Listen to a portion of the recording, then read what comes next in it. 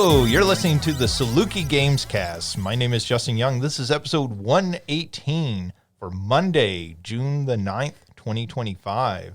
Joining me as always are Alicia Utecht, Christina Ivey, and Mario Sanders. We did it. We survived through Video Game Christmas. A new console, Summer Games Fest, shows from PlayStation, Xbox, and, about a million other places. It's been a crazy week for video games. So I think we're just going to jump straight into it because we have a ton to talk about for this episode. Yeah. And then we have a lot of stuff going on at the end of the episode because we'll need to say a goodbye to Mario because he's surprise leaving. he's like, it's even a surprise to me. I was like, should I be the one that's saying something now? I just there was a moment of Christina's face being actually surprised. I was like wait.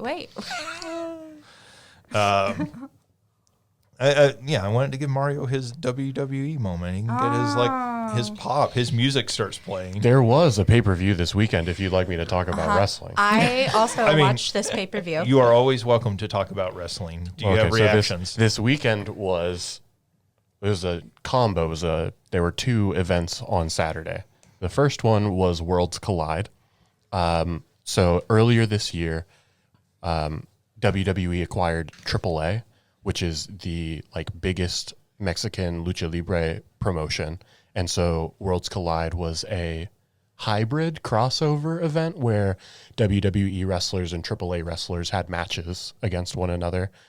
It was really cool because you really got to highlight some of the cultural and stylistic differences of professional wrestling. WWE is very much its own style. Yeah. Lucha Libre is its own style. And so getting to see those different styles get highlighted, it really made me want to see them do more events like that. And it makes sense because they now own the company, but wanting to see them do something similar with New Japan Pro Wrestling so that they could highlight the Japanese style as well.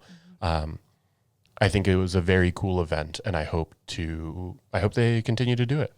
And that's something, for people who don't know, WWE used to be very much against, they very much wanted to shut down any sort of acknowledgement of a different style of wrestling. They would pretend other promotions did not exist. Yeah. Right. You would never hear them even get mentioned on WWE programming. And so, they still treat AEW, which is the biggest, at least American competition.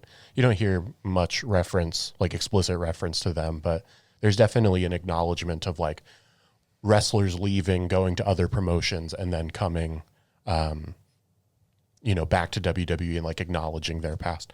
I think it was last weekend, a WWE wrestler who's still currently wrestling in WWE won the TNA World Championship, which again, TNA is another promotion that WWE is partnering with at this point in time. So it's a very different era from if you grew up in watching it in the 90s and early 2000s.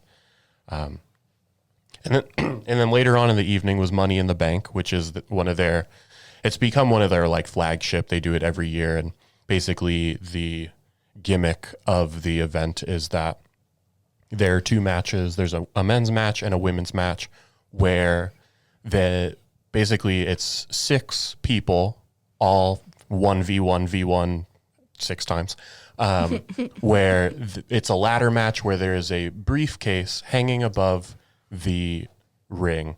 They have to climb the ladder and grab the briefcase, and inside the briefcase is basically a guaranteed contract for a title match for a world championship match. And so it's always it's a big event because that becomes such a big part of the storyline of who has the briefcase and when are they going to cash in, because they can do it at any point in time. And so historically it's always after the champion has this really brutal match, the person with the briefcase runs out and they are all fresh and they get to fight somebody who just went through this match. Melissa predicted that the person who won the men's title would come out after John Cena after that match to challenge John Cena. Yeah. I think that I could definitely see that. And I wouldn't, there's a part of me that thinks it could happen tonight. Oh, okay. Instead, he takes Jey Uso's championship. Yeah. I could definitely see that happening because there's already a championship match tonight. And so I think that may be something that happens. Yeah. The person that won the match, Seth Rollins, is like kind of the big villain right now. He's like creating this like ultimate faction of wrestlers. So he's got like his two big, strong bodyguard men. Who are terrifying, by the way. The one that like runs everywhere is absolutely terrifying. And so yeah, It's like Naruto. Well, no. It's like, imagine if Naruto was like 5 times his size and this stout little guy that's just going to ram into you. And he's so fast. I'm just like, oh, no. And then the big guy that like follows them stairs and sorry, I have my partner got me into it this weekend, and so it's like, I don't know, I don't necessarily watch that by myself, but sitting with somebody else watching it that enjoys it and that can like give me the storylines and stuff has been fun. So yeah, and so I mean, like, I really like Seth Rollins, so I don't necessarily mind him winning. I don't think he necessarily needed to win, but in terms of like where the story's at right now, it just made the most sense that he was going to win. But overall, it was a very good, I mean, really a full day of wrestling, but both of them individually were very good events. It's weird to think about, because I know you and I talked about with WrestleMania, where WrestleMania has become like a full weekend of wrestling now. Yeah. Like, I mean, or even 4 days really of wrestling. And like, really, they're sort of copying the playbook, it feels like, to some degree, of like the NFL, right? Where the NFL wants to stake out your Sundays. All Sunday, you're going to be watching the NFL. And it sort of feels like the WWE is doing that, and that's such a radical departure from the way wrestling used to be. yeah. And it's kind of weird every time, like, oh, we're going to have 2 pay-per-view events in the same day because we want you to be watching wrestling for 8 hours straight. And They have another event that they are, that it's going to be a 2-day event that Melissa said like was used to be 1 day, and then it's like they're trying to make it the mini WrestleMania or whatever. It's SummerSlam. SummerSlam, yeah. I wouldn't be surprised if like all 4. So you basically have 4, like the big 4. the Grand Slam. Yeah, WrestleMania, Survivor Series, SummerSlam, and the Royal Rumble. I wouldn't be surprised if eventually all 4 of those become 2-day events, because all 4 of those typically have 2, like Survivor Series. Usually there's a men's Survivor Series match and a women's Survivor Series match. There's a men's Royal Rumble and a women's Royal Rumble. So you just have those be the main events of both days. And like I said, I would not be surprised if that's what happens. Yeah, and that's really it's such a different like way to look at wrestling today, and to think of how they program it and everything. To, you know, like, is that too much wrestling? Obviously not. It's being very successful, right? But like when I was a kid growing up watching wrestling was on like, I don't know, 2 or 3 times a week. Like it would be Saturday mornings or Saturday night, you know, depending on the era. You know, there would be one show on during the week, and like that was it. And you certainly didn't have like 2 days where it's like 8 hours or, you know, 5 or 6 hours with the pre-show and everything. Yeah. And that's just WWE, right? Like if you're watching other promotions, you really are like 5 days a week watching wrestling if you're watching all of it. Plus all the content that surrounds it, right? Sure. Because I know during WrestleMania, they were doing like a podcast each day, like, you know, talking about the results and everything. And you're like, man, that's a lot of content. Yeah, I mean, the same way you look at like ESPN or the NFL Network, you know, putting out all of the like peripheral speculation type of things. Sure. Yeah, WWE is doing the same thing. I will say the best part of Saturday night's event, though, so there's this wrestler named R-Truth who he and John Cena had a match, and then he was very abruptly released. And the WWE got a lot of backlash from that. There's a lot of like, we want truth chants like on all of the shows. He ended up coming back at the very end of Saturday night's show. Nice. And attacked John Cena, who again is his childhood hero. Never mind the fact that he's 2 years older than John Cena. Yeah. It was like rumored that he couldn't negotiate on the contract or something. Yeah, his contract had expired. And, you know, the big speculation was, well, he's 52 years old. Do we really want to be paying a 52-year-old like premium dollars? And WWE is as corporate as it gets now. Yeah. And so just thinking about those contracts. Yeah, Melissa was very excited. Yeah. She was like, well, as soon as he like, she's like, who is that? Who is that?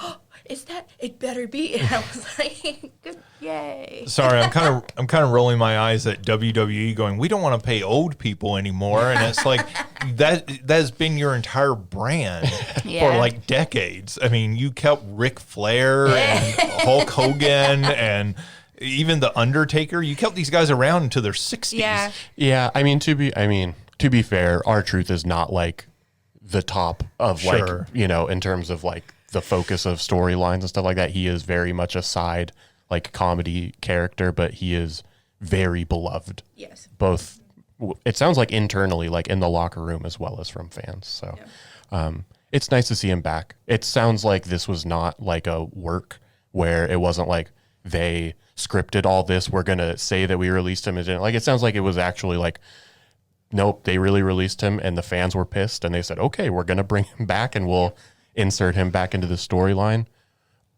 Which, I don't know, I don't really care. I'm glad that they listened to the fans. Like, that's what they should be doing. So I'm always happy. Those sorts of guys who have been around that long in the wrestling business, I'm always happy to see them get paid because, I mean, it's a little better now, but like historically, wrestling has really cheated those guys.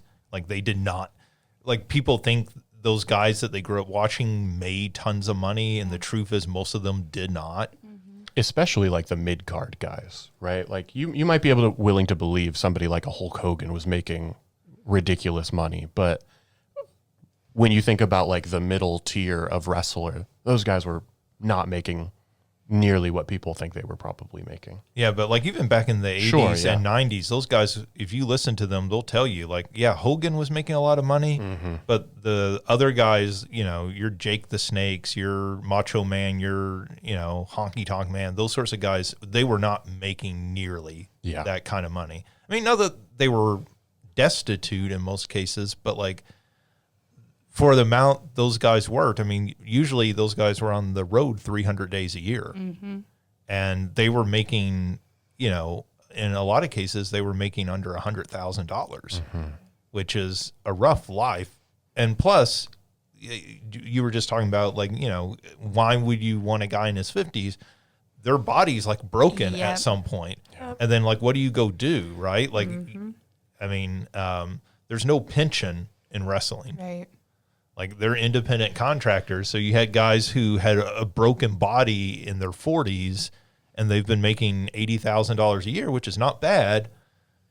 But, like, you know, what do you go and do then? It's not like retirement money if you don't have like some sort of thing saved up. Right. So, I mean, it is always nice to see an older guy like that, like, get paid. I mean, that's just my perspective on it. No, yeah. Like, I mean, especially like with where WWE is right now, like your late 30s, early 40s is like the prime of a lot of these wrestlers' careers right now. So like, and he is in pretty incredible shape. Like the way that you see some of them like, oh, you just cannot move. But like he looks as fresh as, you know, any of them out there. And so, yeah, it's really good to see them. we should also know a lot of those guys in the 80s and 90s were juicing, which is the reason their bodies were breaking down even faster. But yeah, I mean, like, again, especially like R-Truth is a guy that's been wrestling since the 90s. Yeah. So, yeah. All right, cool. You know, it sounds like the WWE is maybe in a semi-healthy place for the first time in a long time. In some ways, yes, absolutely. real quick, what do you think of Vince McMahon's like getting back into sports entertainment? He's got his own company now. What is it? 14th and I? Is that something like that? Yeah, it's named after the street that it was the original headquarters. Yeah, original headquarters, something like that. I don't know. I guess good luck. I don't know what to say other than that. Yeah. And even that feels like a bit of a stretch. Yeah. I was listening to some speculation of people like, well, you know, what wrestling promotions are out there that he could actually afford to buy? Because that's been some of the speculation. He's going to try to buy a new wrestling promotion and compete with the WWE. And I was like, yeah, do it. That's insane. Go do it. You're an evil person and you're like out of your mind. You should like, this is the ultimate end of this story. Actually, I believe Vince McMahon should not have any business. He should not be around other human beings. He's kind of a horrible creature. All right, so let's talk about video games. games. That's the Saluki WrestleCast. Yeah, Alicia finally chimes in.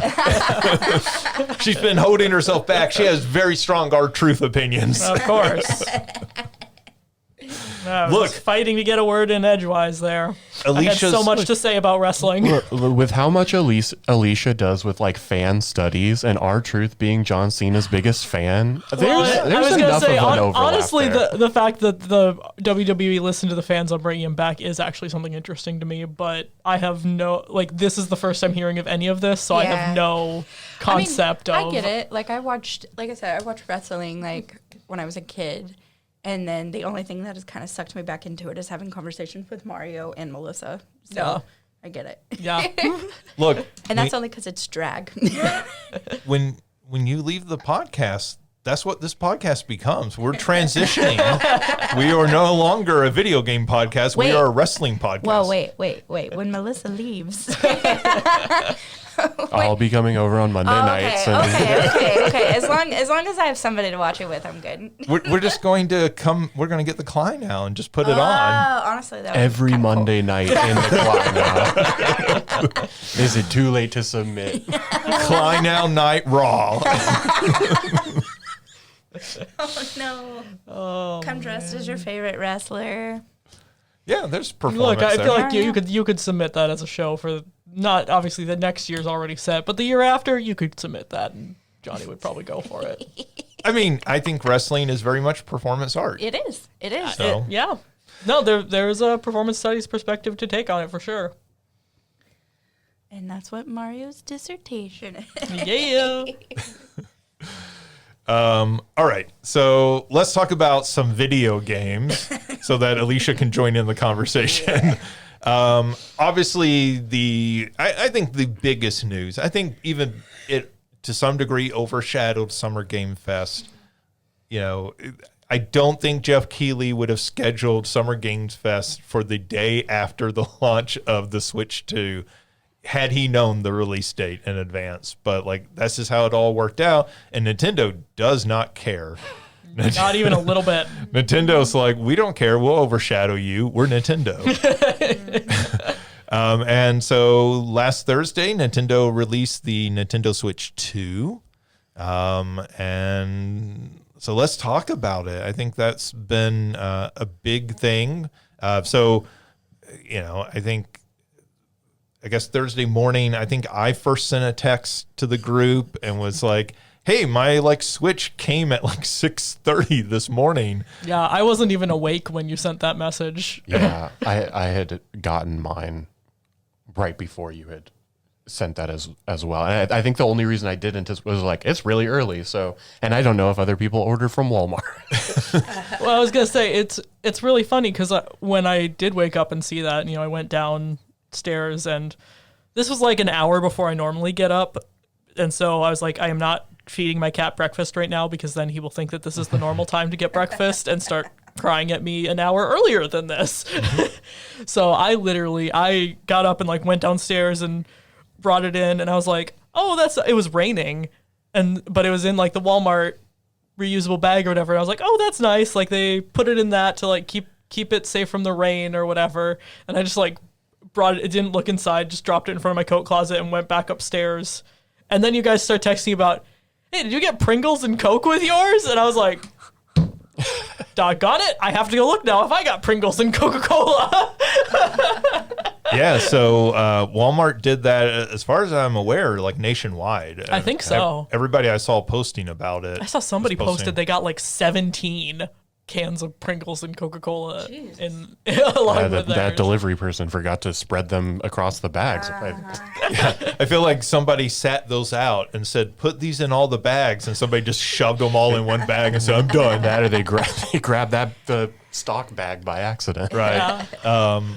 So I thought that was really clever That was brilliant. promotion by them. What? I didn't realize that apparently Walmart had guaranteed delivery by 9 a.m. Yeah, Oh, when I was wow. looking online, it said delivered by 10 p.m. But then, Yeah. I was kind of expecting, because FedEx and UPS and all them tend to be pretty slow around here, so I was expecting like, That's kind of what I was thinking. I was like, oh, I don't really want to leave on Thursday because I've had issues with deliveries in the past. I was just like, I don't want to. I want to make sure I'm home so that I can Yeah. like be there when it gets dropped off. And then I saw that when it was going to get delivered by 9, I was like, okay, well, if that's the case, and yeah, it was like, it was 6:45 or something like that when Yeah. it ended up coming through. So yeah, and I was like, 2 weeks ago, my neighbor texted me about getting porch pirated, and so I was like, and that was the other thing on the Walmart bag that I was like, oh, this was really smart of them to like, Put because stuff who in there. knows what people order from Walmart, Sure, it doesn't right. necessarily, it's not like the Switch 2 box sitting out in front of your door. Well, that's what I think that's what I was even more worried about. There's just going to be a Switch 2 sitting on my porch. It was just like, Yeah. I mean, sure, people will take whatever's in whatever packaging, but like that one, it makes it even obvious. I was Right. gonna what's in say there, so. that'd be a No, I thought it was really smart on them because, I mean, obviously they do grocery delivery. So they just did this through their grocery delivery service. Yeah. yeah. And I thought it was really smart to like, hey, we'll give you a Coke and a can of Pringles. I assumed there was some marketing tie-in with those companies that Coca-Cola sure. and Pringles like, Probably. did something with Walmart for that. But I thought it was really clever because, okay, you're getting the Switch, and this may be the first time some people are using our grocery delivery service. Let's give them some groceries. Hey, did you know that you can also have Coke and Pringles delivered and all the rest of your groceries? And I thought, okay, that's smart. Good for you, Walmart. That's I will say they also had very good delivery service. I didn't hear too many complaints other than I know in the weeks leading up, some people had their pre-orders canceled. Yeah. I almost did. Oh, really? Yeah, because it went through for like Walmart in Arkansas or something like that, and so I got the text from my bank being like, "Hey, this suspicious activity. Do you recognize it?" And at first I said no because I was like, "In Arkansas? No." And then I was Right. like, "Wait a minute, it was Walmart.com." So I had to like call my bank and call Walmart and get it all worked out to make sure that it didn't get canceled. And you probably got the call too because it was a big purchase. It was, Yeah. Yeah. Like I get that sometimes if I make a big purchase, it gets flagged. It did look like though when Walmart was canceling orders, they did get like priority for it was like you have a 24-hour period to reorder right now. Yeah, they So sent it wasn't, emails. It wasn't like sorry, you're just kind of SOL here. Yeah, well, and that was I called my bank and I called Walmart right away to be like, I'm not getting like thrown to the back of the line to have to redo this, right? Yeah. Because If I may turn this into the Saluki Pringles cast really quick. The Pringles I got, while they were good, they were so freaking hot. I got the hot ones Pringles. They were so hot. Like Walmart, I appreciate it, but like you give somebody like normal people flavor. I know I was a little. I got pizza flavor. Yeah, That's fine. I got cheddar and sour I cream. say we because I ended up taking them home. Yeah, And Melissa ate them also. yeah. Christina came over to my house to help me pack, and then we played Switch 2, and I got cheddar and sour cream, which I'm not a big fan of cheddar and sour cream. So originally I was gonna see if one of you guys wanted to trade, and then you were like hot ones, and you were like pizza flavored. I was like, those both sound worse than cheddar and sour cream. Oh, pizza I would have put at the top. Yeah. That's a No. top tier chip right there. No, I'm just a regular Pringles girly. That is, so I'm like anything weird. I'm like no. That Hot One show, I just like to watch to see what celebrities are pansies, like, which is not a good use of that term, but like, or just which one of them can't take it. Who can make it through like three questions? Because like, what's her name that plays Wednesday Addams? Jenna Ortega. Jenna Ortega. She took it like a boss. Like she was just like, next one. But then there's some that like are on level 2 and they're like, where's the milk? So, It's me. Yeah. I'm the sum. it's me that, yeah. Oh, I figured. I assumed. I had a friend who could not stand anything of any level of hotness or So spice. like black pepper was like, Yeah. So like one day she was like, "Oh no, I'm really getting into more spicy stuff," and I said, "What do you mean, like barbecue potato chips?" And that was the thing is like I saw it and I was like, okay, this is probably gonna be like there's gonna be a little thing. I was expecting at most like hot Right. Cheetos level of hot. This was beyond that. oh shit. And I was like, holy, okay. Yeah. I remember there used to be some flavor of Doritos that was like hot, Yeah. and like I can usually eat anything spicy. Yeah. Like I really like spicy food, and so I bought those one day, and I ate a couple, and I was like, "Oh, these are fine," and so I just kept eating them, and then after like 5 minutes, I was like, "Oh my god, I'm going to die!" Like, what have they put in? Like I get ghost pepper cheese to put on sandwiches. Like that's how like stuff doesn't bother me. How dead you are inside. That's Yes, you gotta know. I am dead in many ways inside. But anyways, so yeah, like Walmart, I think handled it really well. They ended up with a lot of praise. And GameStop, on the other hand, Oh, now, GameStop. we should note that this was one particular store in New Jersey, as far as I'm aware. But one store in New Jersey took people's receipt for their pre-order and stapled it to the box. So one of the things, if you've not gotten a Switch 2, you need to know about the Switch 2 is that the Switch 2 box is extremely thin and the screen faces outwards in the box. Which is honestly a terrible decision. Yeah, It is. that's a bad decision on Nintendo's part. There are two people at fault in this story. Yeah. Both Nintendo and GameStop. So anyways, stapling the receipt meant that they actually stapled through into the screen. And so in their defense, GameStop is replacing those and dealing with it. I will say Target also had some pre-order problems, and I know they were giving out like gift cards because people's systems weren't coming on launch day. So I will say that it seems like most of the places have been handling it well. Yeah. I feel like we're past the days of like just total chaos for getting a system on launch day, at least with the Switch, because the other thing that I think is kind of interesting about all this is there have been lots of people posting pictures that you can walk into Walmart right now, and lots of Walmarts have Switch 2s available. I would say even just on the like shelf. I saw Alpha Rad, who's a YouTuber that I've watched on and off for years. He went in at Walmart, got it day of. He didn't bother ordering.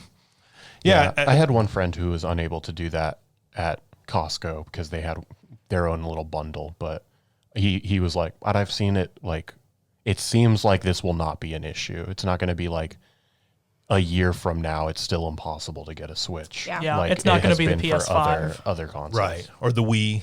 Yeah. Yeah, so Nintendo did say they think they'll be able to meet demand through the rest of the year.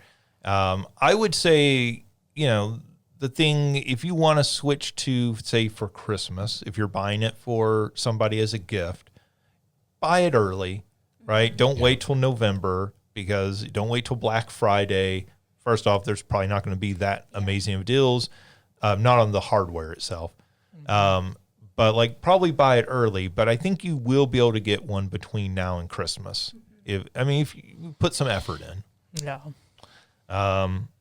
So anyways, that out of the way, 3 of us did get a Switch 2. All 4 of us did play, at least Mario Kart World. So let's talk about it. Let's talk first about maybe your reactions just to the Switch 2, like hardware and everything. Like, how are you feeling about it, having now actually put your hands on it, played it a little bit and everything? What do you think of this new hardware? I really like the magnetic Joy-Cons. Yeah. Yeah, I would agree with that. I was like skeptical. I was like, I feel like these are going to fall off. Yeah. But those are some powerful magnets. And they are definitely bigger. Like, it's much easier to hold them because, like, I was Yeah. playing with Alicia, and so we were using each one of us had a Joy-Con, and it was much easier to drive than it was with the Switch one. So. Yeah, I'll say I never used the Switch One Joy-Cons just like split between two people, but it didn't feel awkward doing so with this, so that was nice. I think those Switch 1 Joy-Cons were way too small except for children. Yeah. Yeah. Like even women who, generally have smaller hands and everything, like the women I know and interacted with the Switch would complain, oh, this is too small. Like, and this feels like more of a normal size. Yeah. Even just not holding the controller individually, but holding the system, right? Like for me, as somebody who has like bigger hands, like it's much more comfortable. I don't feel like my hands are going to cramp nearly as much trying to play this.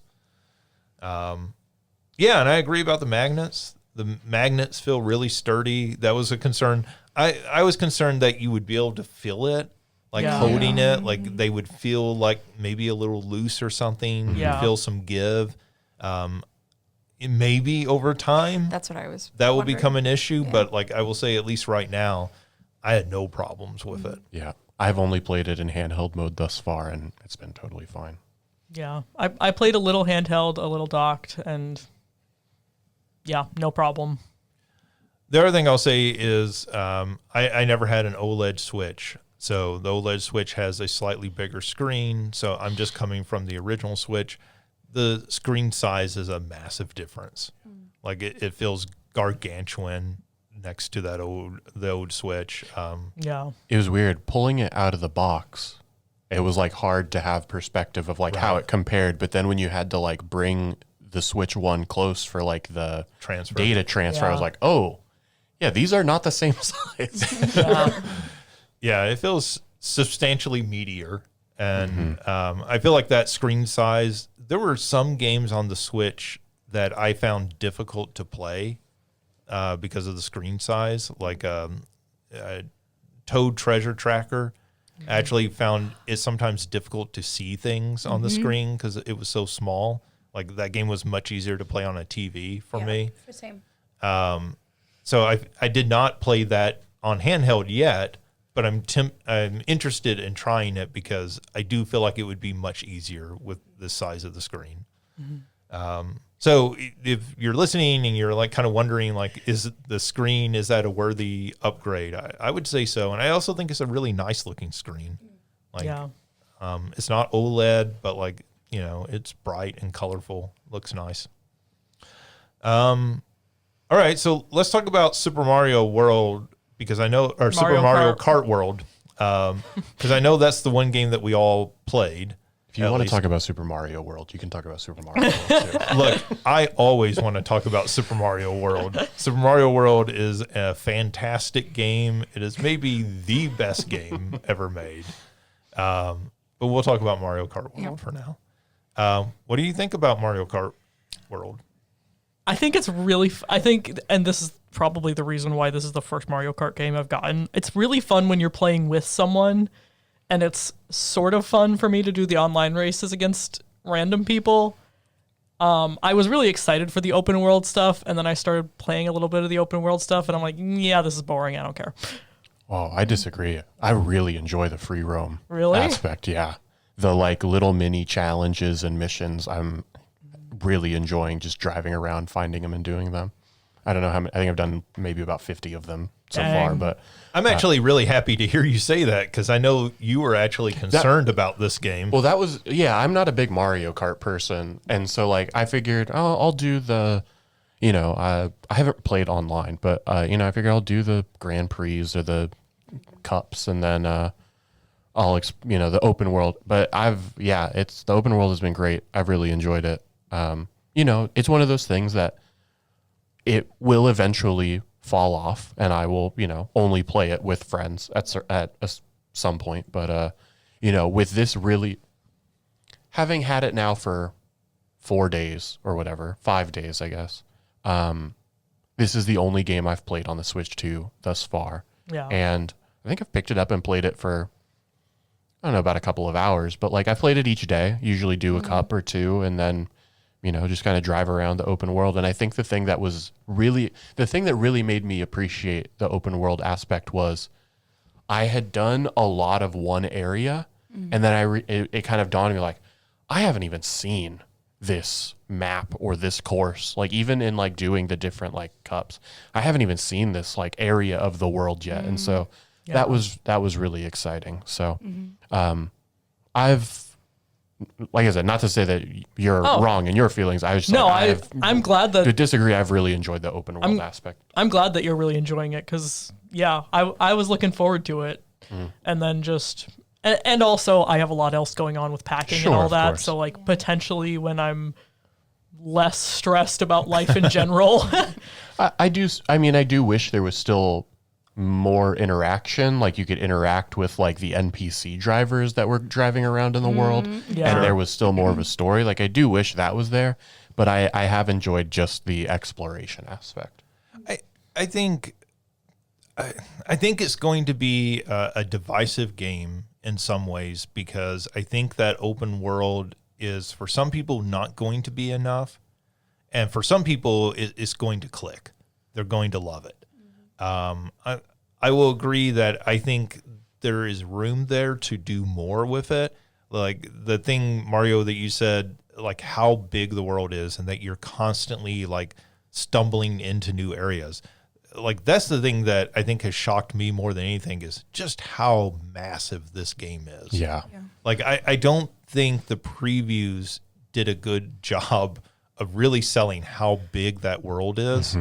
Like just how many, like, I don't know, square miles of like space there is, and that every area is like different. Yeah. Like there is a Jurassic Park area in this game. But I love how they do like transition into one another, right? Like they're like when you're in between the maps, like you can feel like, oh, I'm moving from this more like jungle terrain to desert terrain, and it feels good. It's not abrupt. That was one of the really cool things when we were playing the Grand Prix was like, oh, we get to see you driving from one course to the next. Like it's not just disconnected courses all over the place. It is a that is one. I'm sorry, really quick, Christina. Go for it. Like with all of those little missions and stuff like that, I don't know how many there are, but like that's something where I'm very much looking forward to like watching somebody do a speed run of that, because like figuring out like the routing of like what the like the ordering of doing these things. When you have these like massive open worlds, those are always the most interesting parts of those speedruns, is just like thinking about the sequencing and the routing of how you'd go about doing it. Because like I felt the same way. I would never watch a full thing of it because it was always way too long. But like when people did like 100% runs of like Breath of the Wild, doing all the shrines, finding all of the little Koroks. One of my favorite streamers just did it and took him like 136 hours. Yeah, and so it's like and so like the speedrun aspect of like this is the specific route that I'm taking that's like the most efficient. And so like I said, I will definitely look forward to that, thinking about this like big open ass world. One of the questions I have, and I meant to ask you and I forgot. So we played what, like 3 or 4 cups? Yeah, we did 4 Grand Prix, I think. And it would unlock characters that we thought we already had, but then when we looked, it added it was like, it was our first one was like, you unlocked Donkey Kong, and we were like, but we already had Donkey Kong. And then it did Daisy, I think, next or something, but then we would end up having like the penguin and what was the little like coin purse the little thing? coin globber dude. Yeah. Like it never said that we unlocked him, but suddenly he was there. Yeah. After saying like, "Oh, you unlocked Daisy," and I'm like, "Daisy was there." Yeah. So. But then you go through the character select, and suddenly there's this dude. I was gonna say I don't think Daisy was there because I don't think I've unlocked Daisy at this point still.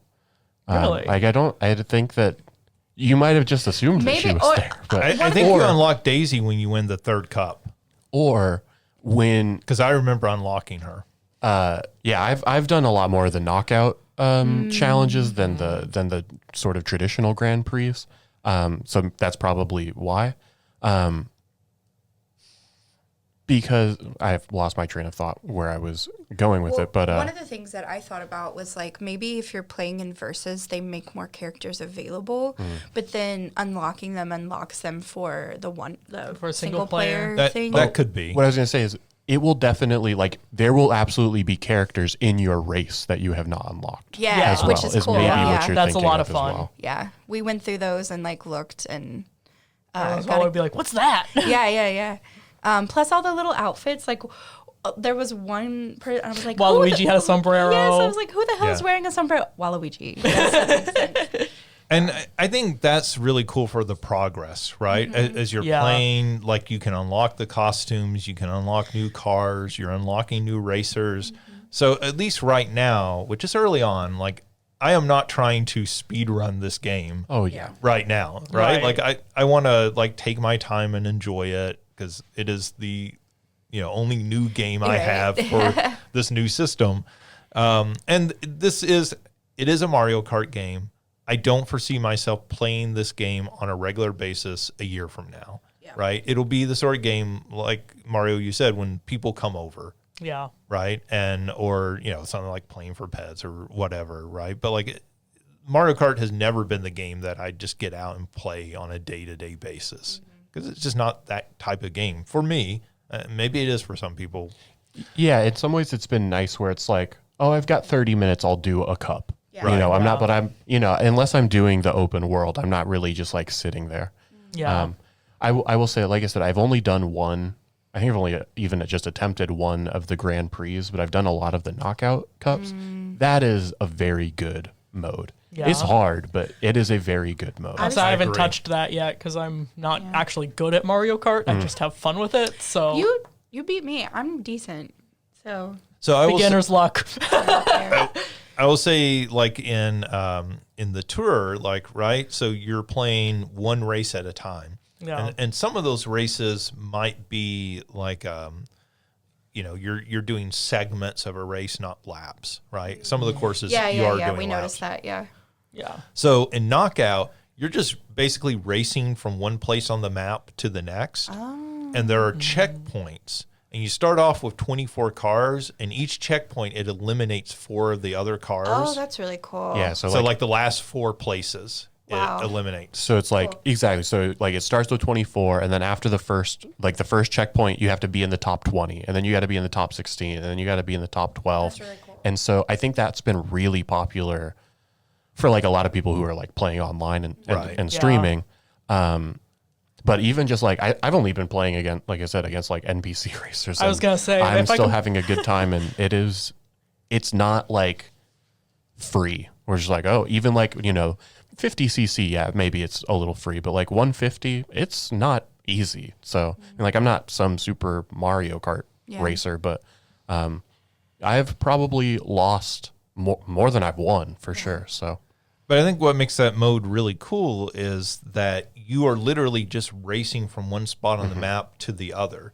So like it's completely uninterrupted. When you hit a checkpoint, the game doesn't stop and restart like it does in tour mode where you are starting a new race. It just keeps going. And so And so that's where the open world stuff comes in really handy too, to have played around and figure out the better routes. absolutely. well, I mean, you are still like kind of restricted and like you can't go off to the side and go, some other route or something. You're having to follow their route, but like you are getting to a better sense for the scope and size of the world. And like Mario was saying about this sort of transition from one area into the next area where Yeah. you go, hey, I was just in desert. Now I'm in a jungle and it's not abrupt. Like Yeah. the environment shifts and changes to like sell that to you. And so like, I know I was playing that mode and I haven't played that as much as the tour mode or the Grand Prix mode, I guess. But I was playing that mode. And I was like, man, that was really selling me on how big the world was. Like, cause I was like, I have been racing for a really long time and I'm only in like one little corner of the world. I'm not even like, it's not like I'm traversing from one corner to the other of the world. Yeah. Yeah, it's whether or not people enjoy the free roam aspect. I think the popularity of the knockout mode that I have seen online I think this was going to be how Mario Karts are from this point forward, at least for a while. Yeah. I mean, I think that this is going to be a mode that they really, I wouldn't be surprised to see more. I wouldn't be surprised if they added more knockout cups before they added more Grand Prix cups. Because there's so many different ways that you could do it, because like you could make longer versions, like, you know, where you cut out maybe the bottom 2 instead of the bottom 4, or, you know, rather than going from like 6 of these, you're now going to like 12 of them. Yeah, you know, there's you're a really lot doing like a, It's the 24 hours of Le Mans. yeah, I was just saying you're doing Le Mans or something like that. You know, you could have it just like you are doing like a full sort of like loop around. around the world. And so like there's so much that I feel like they could do with that mode that I think the fact that it is a success from what I've seen and from my enjoyment of it. And Justin, it sounds like you're, if you've enjoyed that mode as much as you've appreciated it, but yeah, no, I mean, I've really enjoyed it. I think it's, you know, like going into this game, one of the things I was thinking about, I think Mario Kart 8 Deluxe in particular is a fantastic game. Now, I understand some people just don't like Mario Kart, but like I think that game looks amazing. Like, you know, still, and when you think about that's a Wii U game, Yeah. right? Like, I mean, I know it got upgraded a bit for the Switch, but like that's still basically a Wii U game. Yeah. And the like number of tracks and like just everything to that game, that's like that feels to me sort of like Smash Brothers Ultimate. Yeah. Right? Like this is the best version of Mario Kart. How are you going to improve on it? And so then they come out and they're like, well, we're making an open world Mario Kart. And I was like, okay, that's clever. That's a clever way to approach Mario Kart, because you can't just make another Mario Kart. Yeah. Like I feel like that would have been disappointing. I think that's the thing is they've made, for me as somebody who's not a big Mario Kart fan, it's that exact reason. It's like, I mean, yeah, like it's great, but it's just, I'm just driving around around the map or the circle or whatever. This has made Mario Kart feel fresh, I think, in a really good way. And so I think that might turn some Mario Kart fans off. Sure. But like I think it's going to turn other people on who might have been burned out on Mario Kart. And I think looking at the knockout mode in particular, that's like the really cool part, right? Like I really like the Grand Prix mode, like because that's classic Mario Kart, right? And it's fun, and I'm gonna race through all of those, like probably at the different CC levels, just to like do it. And to unlock stuff. And Yeah, absolutely. But like the knockout mode feels like the new thing really to this game, and it feels like that Nintendo can continue to play with that when it comes to DLC, like. The amount of success they had with Mario Kart 8 selling DLC for that, even on the Wii U, right? Because the Wii U, people don't remember like the Zelda track and the Animal Crossing track, like all of that was DLC originally. But you know, then they sold the additional 50 tracks that they made for on the Switch, and so you start looking at this and you go, well, okay, how do you plop down additional levels? Do you add additional islands? How are you going to do this? And once you start playing knockout mode, you go, okay, I get it. Like, I get how you start building on this game. And like, there's a reason you launched the system with this game, because this is a game that you're going to be adding stuff to for the next 5 years, 7 years of the Switch 2's lifespan. Like, I would not be shocked if 3 years from now, we're not getting a Nintendo Direct where they're like, here's what we're adding to Mario Kart. Yeah. Because I just think it'll be this entire console generation. I could be wrong, but it feels like they built this much more like a Fortnite, as we can build on this. Yeah. Yep. And I think that's most clear in that mode, because that mode really goes, okay, well, here's why we build this as an open world. Because like, Yeah, and I think that might be the fact that I haven't played that might be why I'm kind of meh on the open world right now. Because for me, just the open world is like, okay, that's cool. I feel like I'm purposeless, so that gives a purpose to it. So I'll have to try that out when I finish moving. And I think that's the thing that has been so enjoyable about the open world is doing the knockout and so being familiar with the area, but the restrictions that is still placed on you with the knockout, it's like, oh, I can't go to this place. Like there's still so many places in that map that you can't like access, right? You know, and so that's where I think it's the most amount of fun. It's like driving through the buildings and like there's the one, was it like Crown City or something like that? Like actually just like driving down all the different streets. Yeah. The alleyways and stuff you go down. Yeah. It's like I said, I think maybe once you've tried it out, you'll maybe not feel completely different, but you'll at least have a more of an appreciation for it. I also think like because they have this open world and I think this is a fair criticism. A lot of it is empty right now. And like, I actually agree with you, Alicia, on that. Like, I'm slightly disappointed that there isn't more in that. I think that's where a lot of the DLC comes in. Yeah. Right. Like we can add stuff into this in between parts, like not even new levels. That's not necessarily what I'm talking about, but like I could completely, because they did this with Splatoon, right? They added a single player mode after it came out. I could completely see them going, we're going to add more challenges. We're going to add more things that you do in this game world because that's very easy for us to just add in. Yeah. Because we've built the world. Now we can kind of play with it and do different stuff. I think the challenges that are there now are a neat way to get people to explore the world more. You know, so like, I think I can see people criticizing it. Maybe I'm just being more optimistic about where I think they can take this.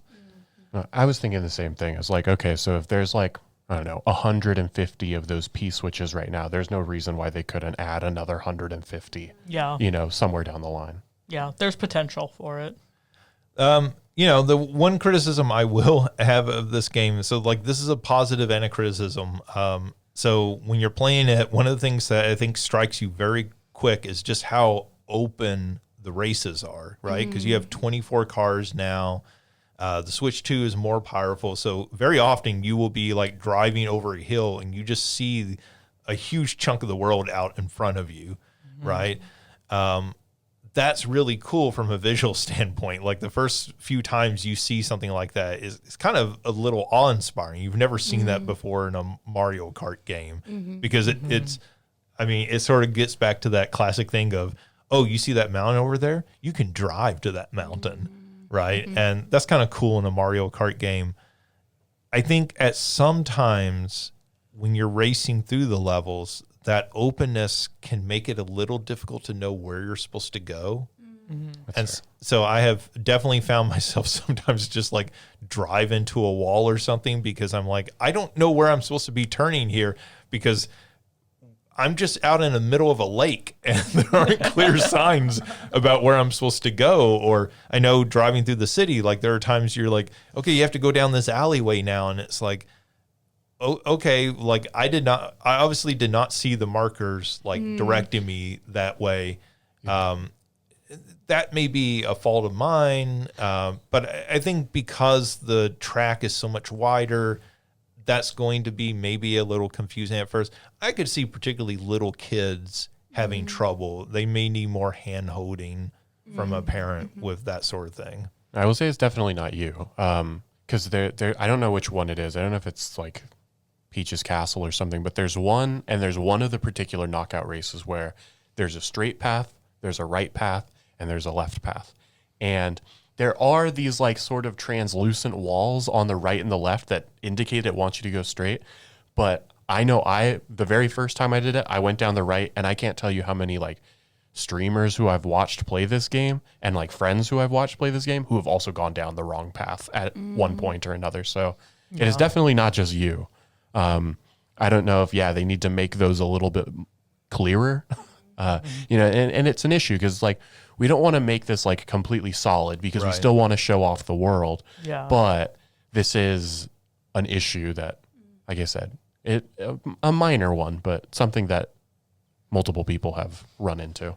And I think part of that also comes, and I think some of the preview footage didn't really sell this to me as much as actually playing it hands-on, is that you don't realize how much is just going on around you at all times now. Yeah. Yeah. Because Mario Kart 8, I think, looked really good, but Mario Kart 8 didn't have a whole lot going on in the levels.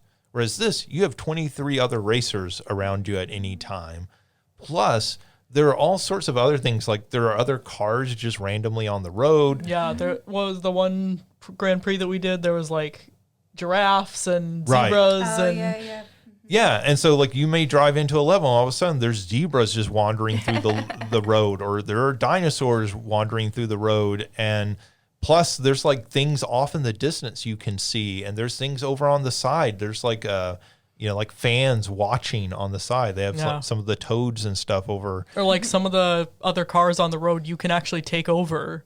Right. Like yeah. getting to take over and drive like a maniac with the 18-wheeler is so fun.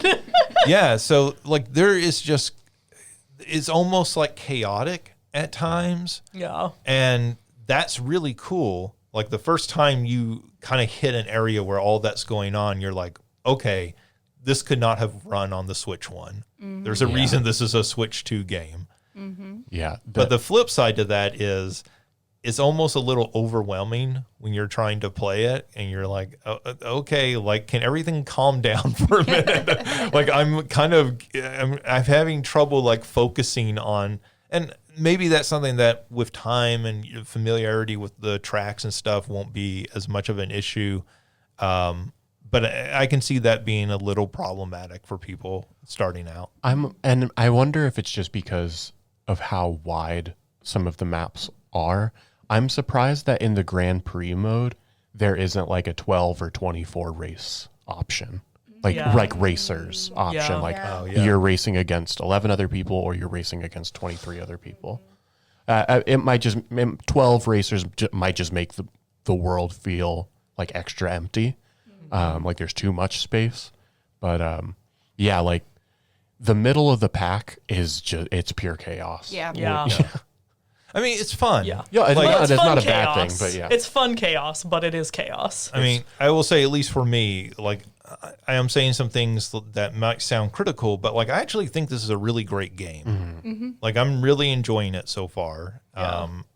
But I do think there are some things that I see where I'm like, this might be problematic.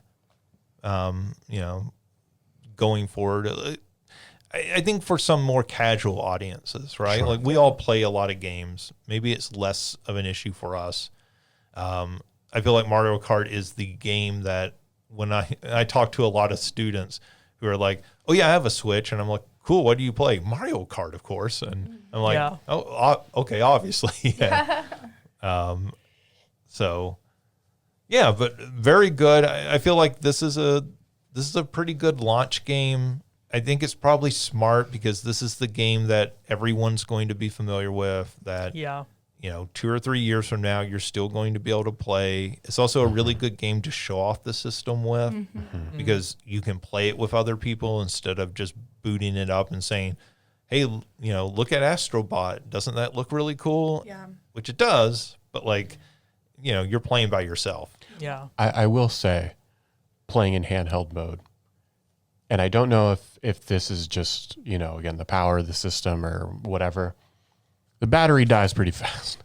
I will say that, which is maybe not a surprise, but it dies faster than I would have guessed or certainly would have liked.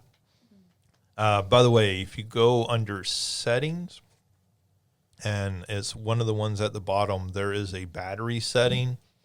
And there is a setting to have it only charged to 90%. Yeah, I've got that turned on. It's worth turning that on because it'll keep your battery healthier longer.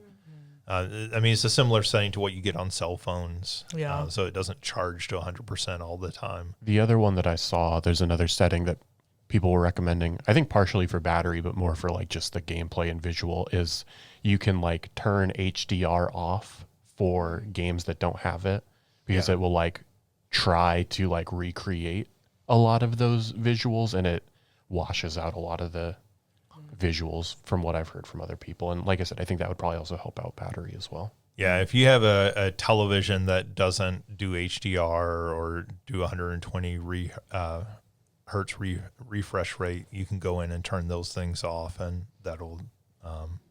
that's worth doing. Anything else anybody want to say about Mario Kart World?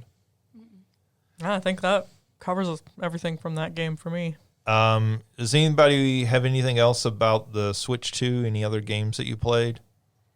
Not yet. I want to check out the GameCube stuff, but Yeah. I have not yet. So I'll talk real briefly about that. I did sign up for the expansion pass, primarily for the GameCube games. And I did play a little bit of F-Zero and Soul Calibur. I did not touch Zelda yet.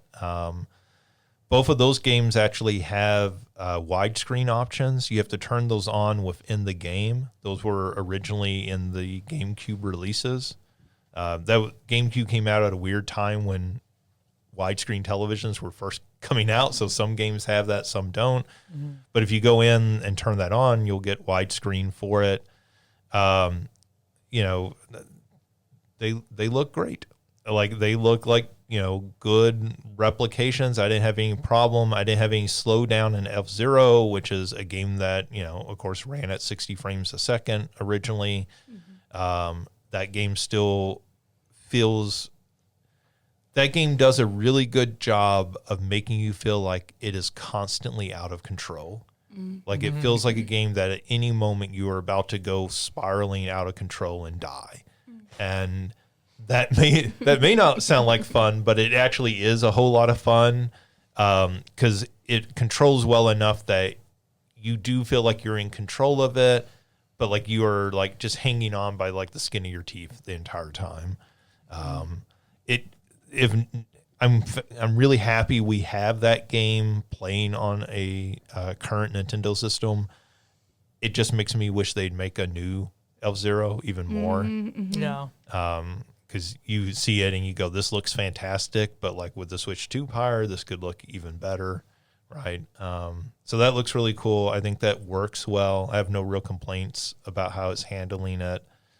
The other thing I'll say real quick is I did boot up some old games just because I was curious.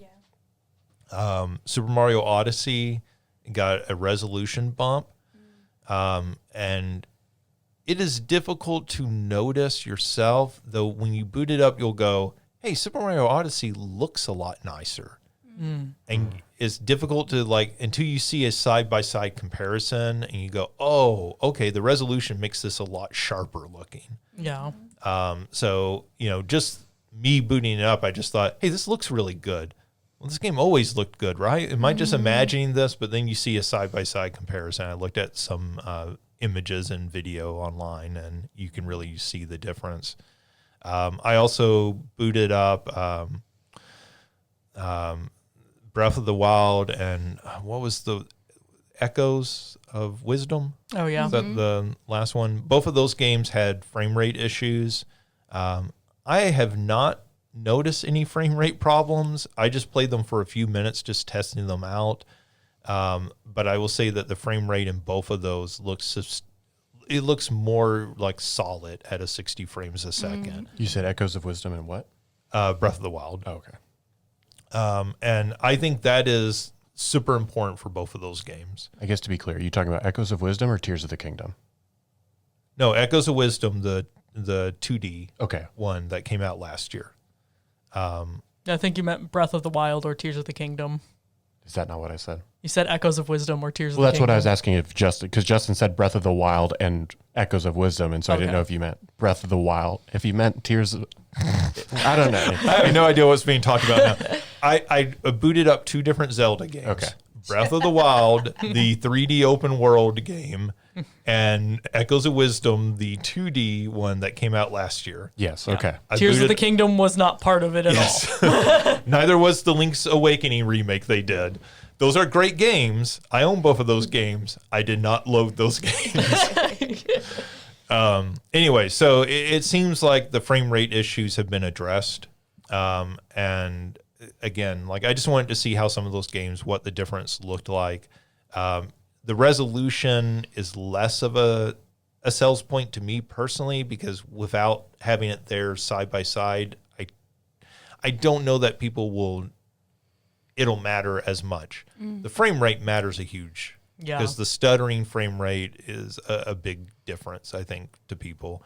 I know online I saw that it does improve the frame rate in Mario Odyssey, but that was already a fairly solid 60. It just dipped in some particular moments, but generally ran at 60. Obviously, we talked last week about Pokemon.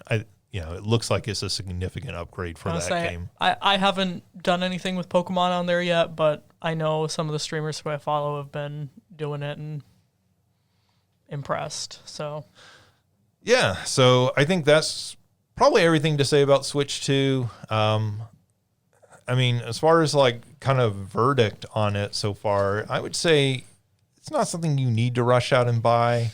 But like, I also think like it seems like a pretty solid upgrade. I did read some criticism, people saying, "Oh, this really feels like a Switch Pro. It doesn't feel like a generational leap." I don't think those people are being logical. Like, yeah, I think it's hard to make that off of one game. Yes. yeah, gotta give more time for that. I also think like, did this PlayStation 5 feel like a generational leap over the PlayStation 4?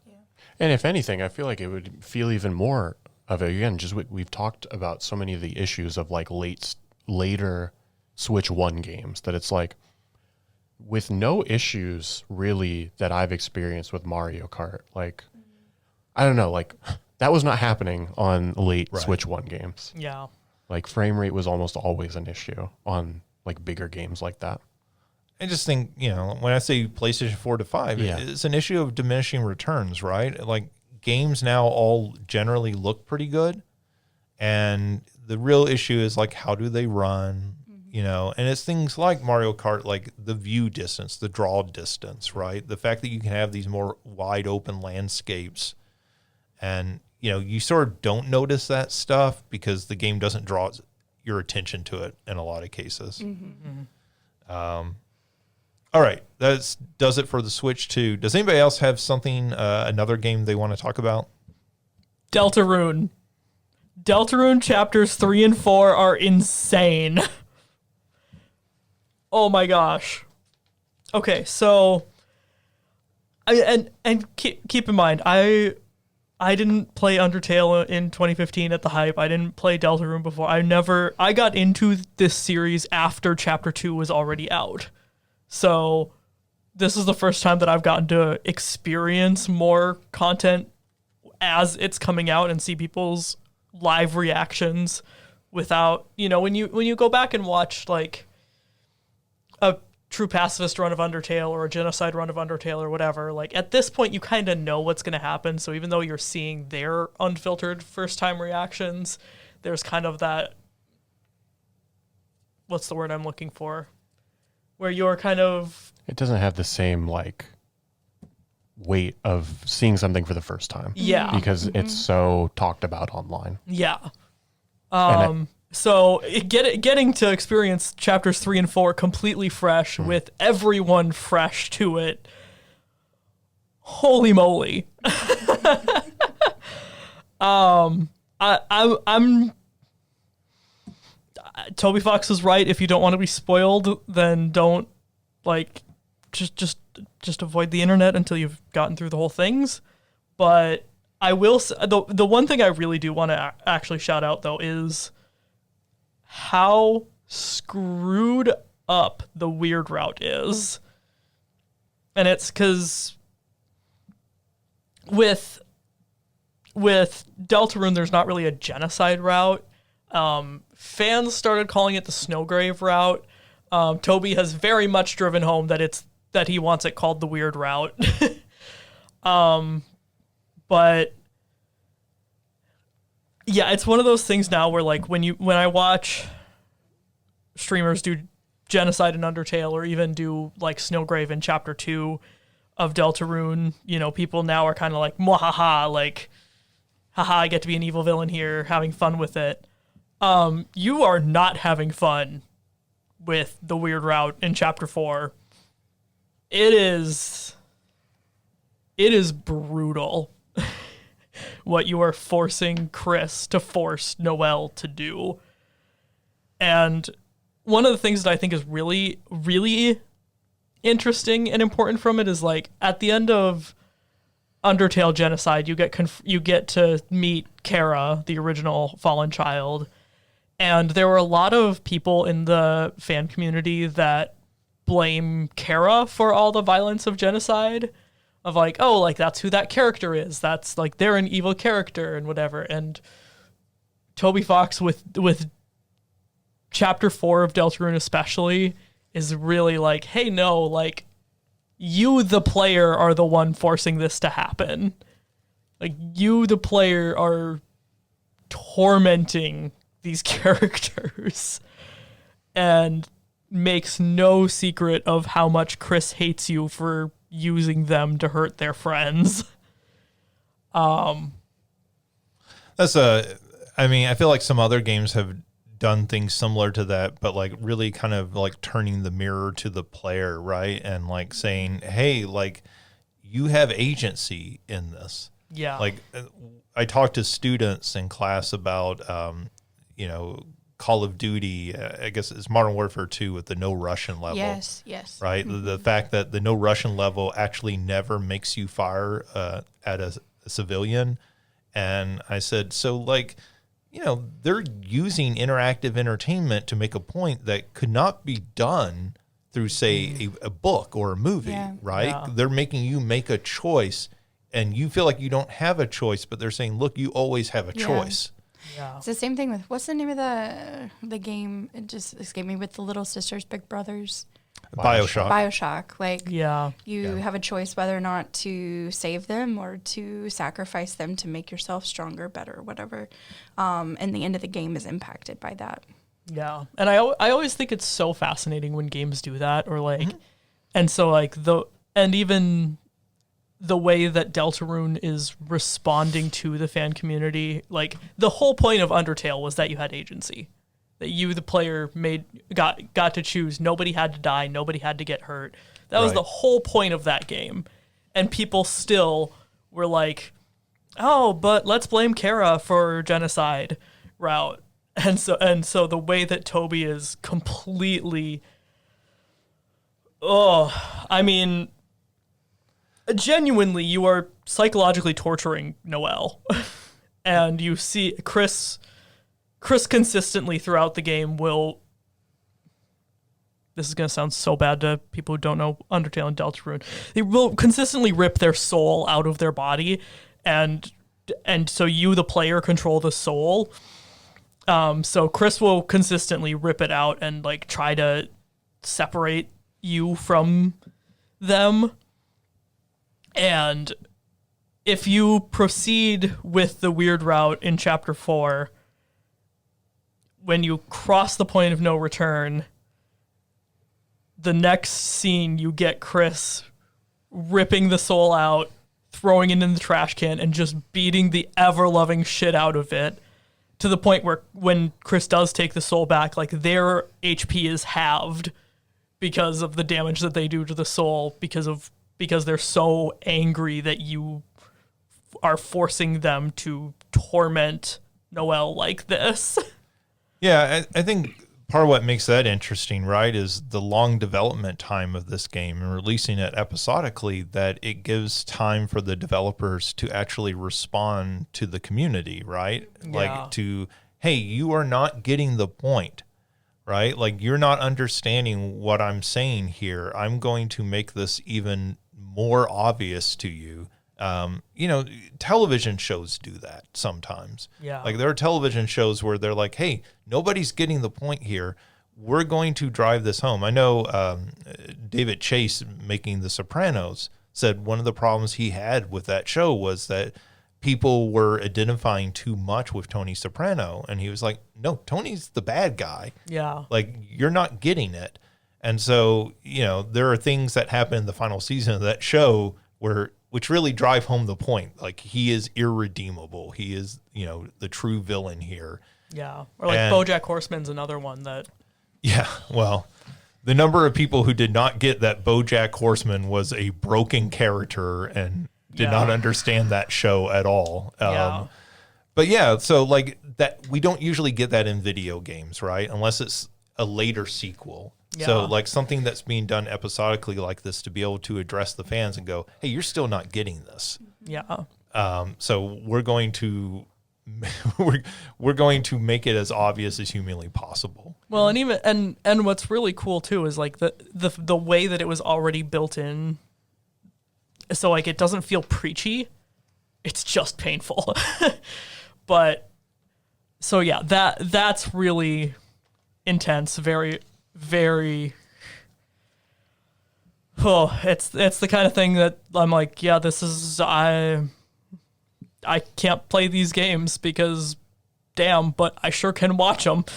Yeah. But then the other thing I wanted to shout out from, and this is actually from chapter 3, is that's really cool, is so the very first big Undertale fan game, like back in 2015, was Undertale Red. And it's really just kind of like a one boss fight fan game that you do, you know, depending on what acts you do or whatever, it changes. But back in 2015, 2016, when Toby saw that, he actually hired on the person who made that fan game. He hired her to be part of the Deltarune development team. And so the final boss in chapter 3, you can really see that she worked on it because it takes so much from the Red fight from that fan game.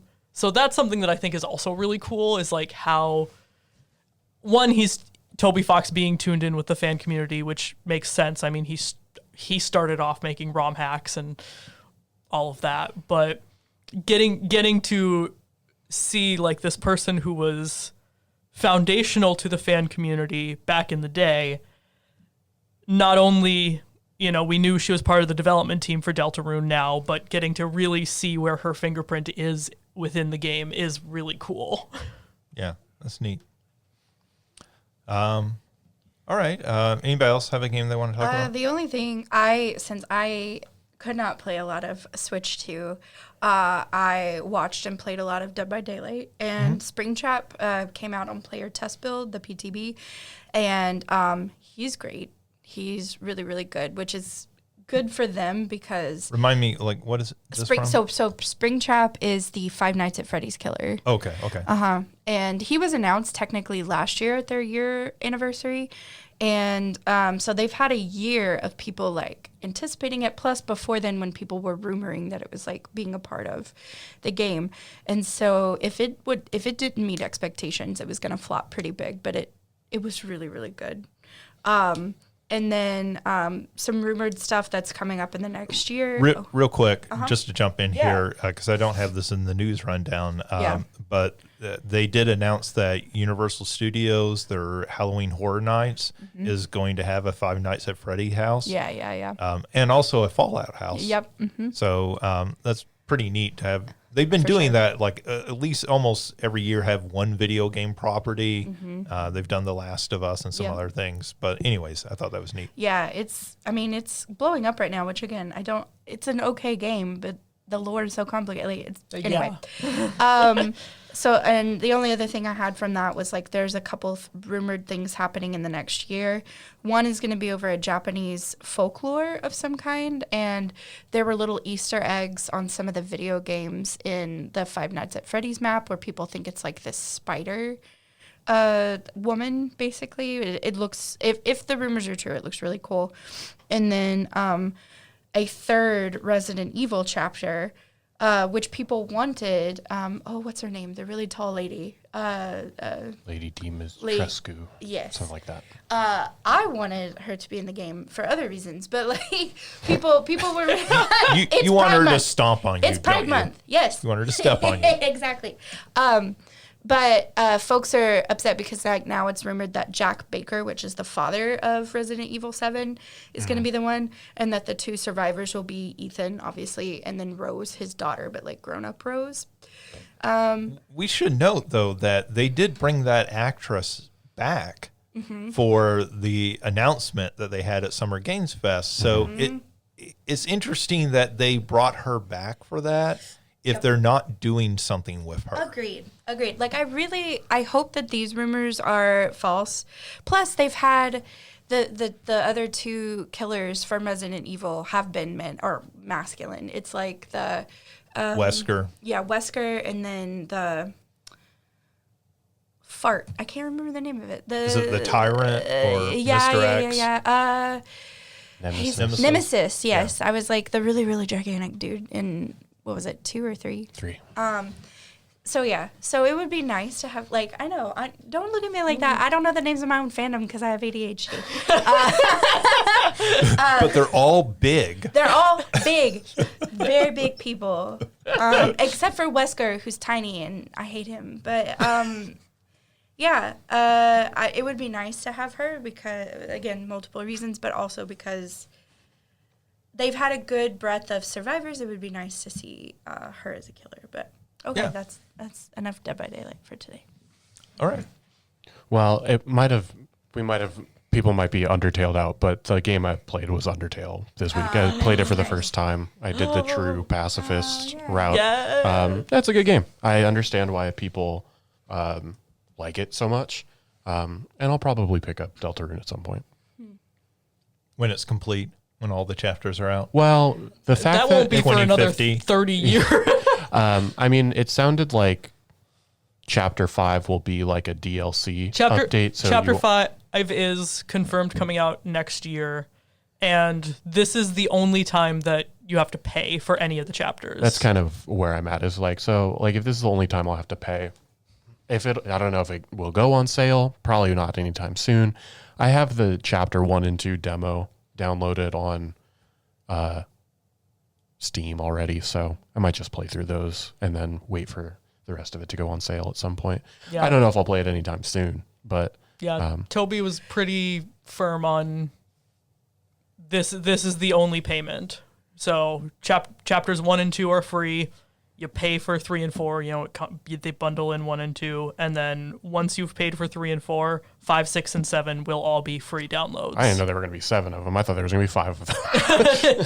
Well, originally 3, 4, and 5 were supposed to all release together, so that's why there's so much talk of 5 I see. already, but But yeah, like I said, I think the fact that it was going to be on the Switch 2 made me intrigued, and like why I was going to that's an easy game to like download and play while I'm traveling back home. So that was like one of the reasons. Yeah. Whether or not that happens, we'll see. But I mean, like I said, Undertale is a good game. There's a reason it's as popular as it is. I don't really have much else to say. I think it was also at the time that game came out, there just weren't a whole lot of games that again offered that like choice, right? Well, that way. And I think that was the thing, was like I chose the pacifist route because that to me is a far more interesting gameplay experience than your like typical JRPG combat. Where it really is more of just a bullet hell, each of the fights. And so, like I said, I think it's really interesting. I mean, the reason, you talking about like watching or playing a, genocide or pacifist route in 2025, like, yeah, I mean, like there are certainly I mean, like I am not in tune with that fan community really at all. So there are certain things that I did not know. But yeah, there wasn't also like a ton of massive surprises either. Or I think it hits differently when it's brand new compared to like, you knew that true pacifist was an option. Yeah, exactly. Like, I kind of went in knowing like, if this is, I don't want to say easy, but like if this is like reasonable, like this is the path I would want to go down anyways. Yeah. And like I said, when I found that to be far more interesting than, the sort of like moments of forced combat that you have to do towards the end of the game. Yeah. All right. I didn't play anything else of particular note, so Switch was my main focus. Yeah.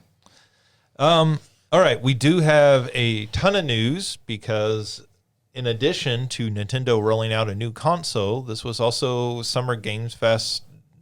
Well, actually, I guess it got started last Wednesday with PlayStation, but we had several shows showcasing new games and everything.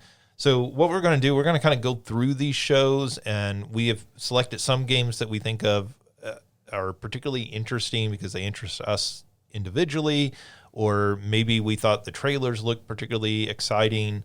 And then we'll probably like kind of mention some of the other games in here as well and kind of talk about what we saw.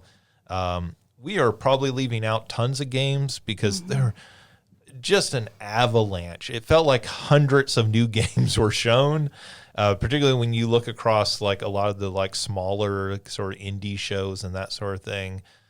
So, you know, I feel like we're going to be talking about a lot of these games, obviously, for the next year, 2 years, as these games, you know, we see more and they actually finally get released. But we'll start with Summer Game Fest because that's the big show. And, you know, they kind of close with this. This was the biggest news, I feel like, that came out of this, which is that Resident Evil 9 is called Requiem. In fact, I think they're just calling it Resident Evil Requiem. I'm not sure that the 9 is even technically in the name. I think similar to Village, how like it like played in there, the Q is kind of the 9 in the way that it's stylized. But I think they're just dropping numbering these. I mean, when you get to Resident Evil 9, it kind of gets a little ridiculous. It starts sounding like the Police Academy films. Yeah. Or the Fast and the Furious. Yeah. Well, they do fun things with their titles. The Fate of the Furious is still really good. That's a good title for the 8th movie. That's good. But when I'm coming in blind, John, when I just see a bunch of movies, I'm like, what order am I supposed to watch these in? Well, 1, and then 2 Fast, 2 Furious. Tokyo Drift, sure. Yeah, there's nothing there. But then it's like, I don't know what number 4 Fast is called. and Furious. That's number 6. You see the problem here. Is it? Well, actually, I think there's Fast and Furious, and I think 4 and 6 have the same. Number 6 is Furious 6, isn't it? No, it's Furious 7. There's Fast 5 and then Furious 7. Yeah. Oh, okay. I think 6, one of them is And y'all complain about the Kingdom Fast Hearts. and the Furious. And y'all complain about Kingdom Hearts. Don't start there. Look, Anyways. the Fast and the Furious franchise There's no is a decimal mess, points in the Fast and Furious. and they do retcon people dying constantly, but it is no Kingdom Hearts. I will hold the Fate of the Furious is still good. It's not a bad title, but I need a It's number. a good title. I need a number The 8 with it. is in Fate. Fate, it's F and then 8. Okay. I like how Mario's talking to you like you're dumb or something. Like she doesn't get it. The number's right there. Well, no, when Let's you're draw saying it. the Fate of the Furious, I'm picturing the word fate, F-A-T-E. No, it's I'm like not picturing it F8. it's this. Well, it is spelled out Fate, but Yes. the 8 is there. No, it is not phonetic. It is the actual word Fate of the Furious. So then if I'm looking at a pile of DVDs, Christina's drawing signs right now. Anyways, Resident Evil 9 Requiem. It looks real good. I'm like, our horror fan. I mean, like it's what I really like about it is like it's basically it looks like a movie trailer more than a video game trailer, which is really cool because they're definitely going in a different direction. They're adding new primary characters, and so they sort of have to do this, I think, to get you to buy into this new addition to the storyline before you start to like. I don't know. To get you to buy into it. What? Justin pulled up Fast and the Furious information. Oh my God. He didn't say this. I just knew it. We need to settle this. It is the order of the films is this is not chronological. This is simply release order, mind you. Because that's the weirdest thing about this franchise is that they're not in chronological order. See, that's the problem. It is The Fast and the Furious, Too Fast, Too Furious, Excellent. See, that's clever. Yeah. The Fast and the Furious Tokyo Drift. And which now you that's- lose me. The best movie of the series. The fourth one is Fast and Furious. Okay. So they dropped the thes for the fourth film. Makes sense. Too many words. The fifth film I mean, it's the fourth film, right? You have to slim down. You have to get sleeker. Yeah. To go faster. So true. And be more furious that I can't figure out what order. The fifth film, no, it becomes easy again. Fast Five. There's a Though number. I will say the person I saw that film with thought it was an entirely new franchise because it was just called Fast Five. And they which dropped the Furious. doesn't sound like a sequel at all, right? It just sounds like a name of a film. So then it is Fast and Furious 6. Oh, I thought 6. I didn't realize it had a 6 on it. Yeah, that's really disappointing. Yeah, that was the low point of the franchise, anyways. Then it's just Furious 7. Then it is The Fate of the Furious. No number 8 in there. It is just the word fate. That's two films in a row where they are no longer fast, just furious. Then They're getting older. They're getting older and they're getting madder. So true. Yeah. Honestly, a mood. then it is just F9. Then it is Fast X. Which is 10. the X is a 10 because, Yeah, that any one any does- Roman numeral not knowers Jason out there. X, the one that's set in space. real ancient Roman kids remember. But it doesn't, when they pronounce it, it is Fast X. So like in all the marketing and everything, they did not pronounce it as Fast 10. They pronounced it as Fast X. So this is like one of those situations with like the Mac operating system. Okay. It's not OS X, it's OS 10. Okay, so look, Kingdom Hearts may have decimal points but it doesn't have Roman numerals. Don't. You're really trying, and I appreciate the effort, but it's not let's just happening. Wait. I'm pretty sure that Kingdom Hearts 2 was a Roman numeral. It wasn't the number 2, right? Was it? I yeah, don't remember. That sounds right. I don't remember. Or 3, Anyways, one of them. Christina's going to look it up. You got decimal points and fractions and Yeah. Anyways, I have to do Resident math. Evil 9. Birth by Sleep. You said I got to have numbers. Birth by Sleep doesn't have any numbers in it, and that's a prequel. You're giving Fast and Furious a hard time for not releasing in chronological order. Okay, Kingdom Hearts. Oh man. Did I? Anyways, Resident Evil 9 Requiem. Requiem. The Yeah. Q is a 9, though. It's Sure. like comes in. I can't explain it. I I'm don't trying to care reach about it Resident into Evil at all, so I have no.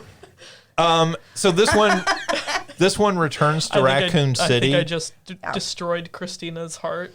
So Raccoon City was nuked after, I guess it's 3. They nuke it. So this is returning to Raccoon City. In the trailer, we do see the police department from part 2. Yeah. We see that like all bombed out and everything. I mean, this seems like the obvious thing. Eventually, we're going to go back to Raccoon City. sure. We're going to see the aftermath. When Yeah. you start thinking of, okay, they dropped a nuclear bomb on this. So you can start thinking of like the sort of mutations and Yeah. things that come from that. Because essentially, like I said, the opening's more like a movie, and it's It's like the FBI. yeah, you're at the FBI. The captain, whatever, comes to someone named Grace. I say, is this a Ashcraft. new character? Yes. Okay. But and daughter of an old character, right? yeah, yes, no, yes. I don't remember. I thought Alyssa had.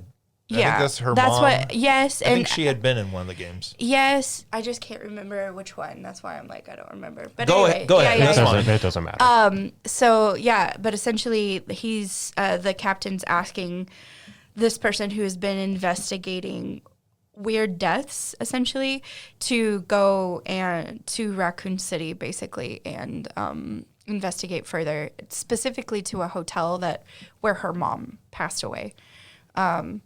So it's gonna do a lot of really cool things. She then starts having kind of flashbacks that from that death sort of thing, and so I don't know. It looks really good. I'm excited. Sorry, I was Yeah, are trying you to. looking up? I was trying to see what game that Alyssa is from because. Because I originally thought that this was going to be grown-up Rose, who is the daughter of Ethan of 7 and 8. But it is not. I found the Resident Evil wiki, and it says that she has a whole page on her, but like it's not telling me what game that she is from. So, Resident Evil Outbreak. She's one of the characters you see in Resident Evil Outbreak. Okay. Mm-hmm. So that's one of the spinoffs that they did. Yeah. Yeah, I just thought that name sounded familiar, even though that's not a game I've played, but like I guess it's a game I've like heard other people talk about. Yeah, this looks interesting. I thought the trailer, it was kind of funny. I was watching the trailer and I was like, this looks like a Capcom game. And so then later I watched like a reaction of somebody else watching the event, and they immediately went, this looks like a Capcom game. Like at that, just the like look of the game sort of gave it away, even though it was set in this office building for the beginning of the trailer.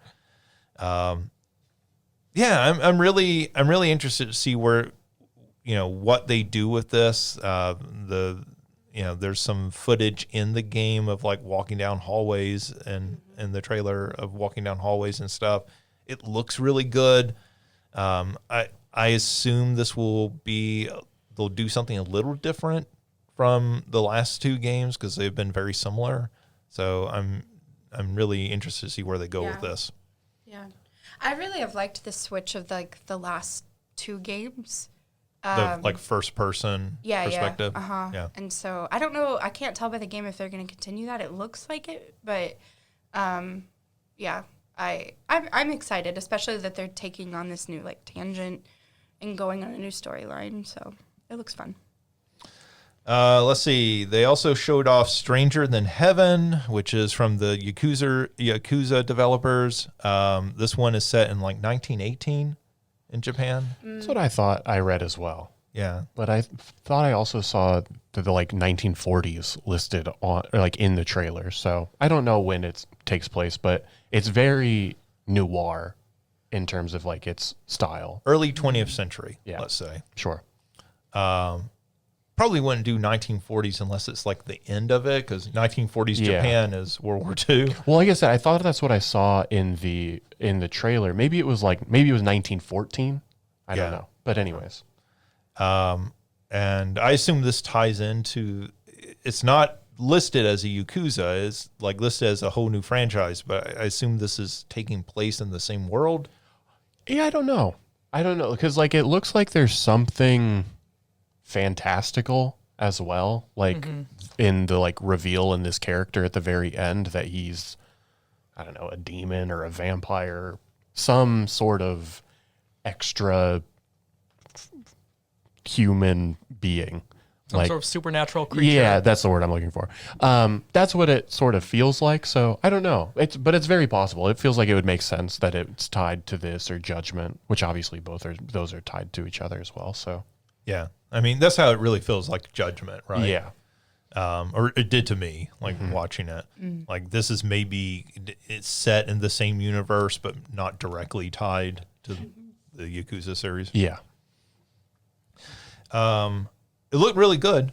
And I think that's cool given the sort of games that they do to go set one in that era, because that's not when we get a lot of games set in that era. Yeah. They showed off Lego Voyagers. So this game has a really amazing look. Yeah. You play as two Lego bricks, and you are having to solve puzzles to get through the world, but like you're kind of getting this hyper detailed, almost like it looks real. Tilt shift it to some degree, like perspective. It looks as high fidelity as you can recreate Legos, doesn't it? Yeah, I think so. Yeah. Like it's one of those situations where you go, graphics don't get better than this. Like how can Legos look more realistic? And, it looks like a little puzzle game. They made a Lego game a couple of years ago. I can't remember the title of that game, but it was like a very small game that looked kind of similar to this, little puzzles on a small scale. We're not talking about like the Lego Star Wars games. This isn't a big adventure. Yeah. Is this a co-op game? I believe so. I just assumed it was a co-op game because of the controlling the two different blocks. But I, from hearing you talk about it, I don't know if it's a single player or not. I wonder if it's like Brothers where you can play it co-op, or I assume you can play it co-op or single player, from the trailer. Sense. Yeah. Okay. Right? So, anyways, that looks really cool. Like, that's a really cool looking game. Let's see, Liza P. Overture, they surprise dropped this. This is the DLC. We knew this was coming, but they showed off a trailer and said, "Hey, it's out." Yeah, that was fun because like they've been vague about like, oh, it'll happen, and then haha, here it is. And so this is a prequel to Liza P. I believe so. Yeah. I believe so. And this is not the sequel, which is going to be Wizard of Oz themed. Is Correct. that right? Yeah. Which I bet they were really hoping that this was. They wish they had part 2 ready to go with the whole madness surrounding Wicket, right? Yeah. Like that would be like perfect timing. But yeah, this is a for one of the Soulsborne games not made by From Software, this has been one of the most highly praised. It's like felt like it caught on and everything.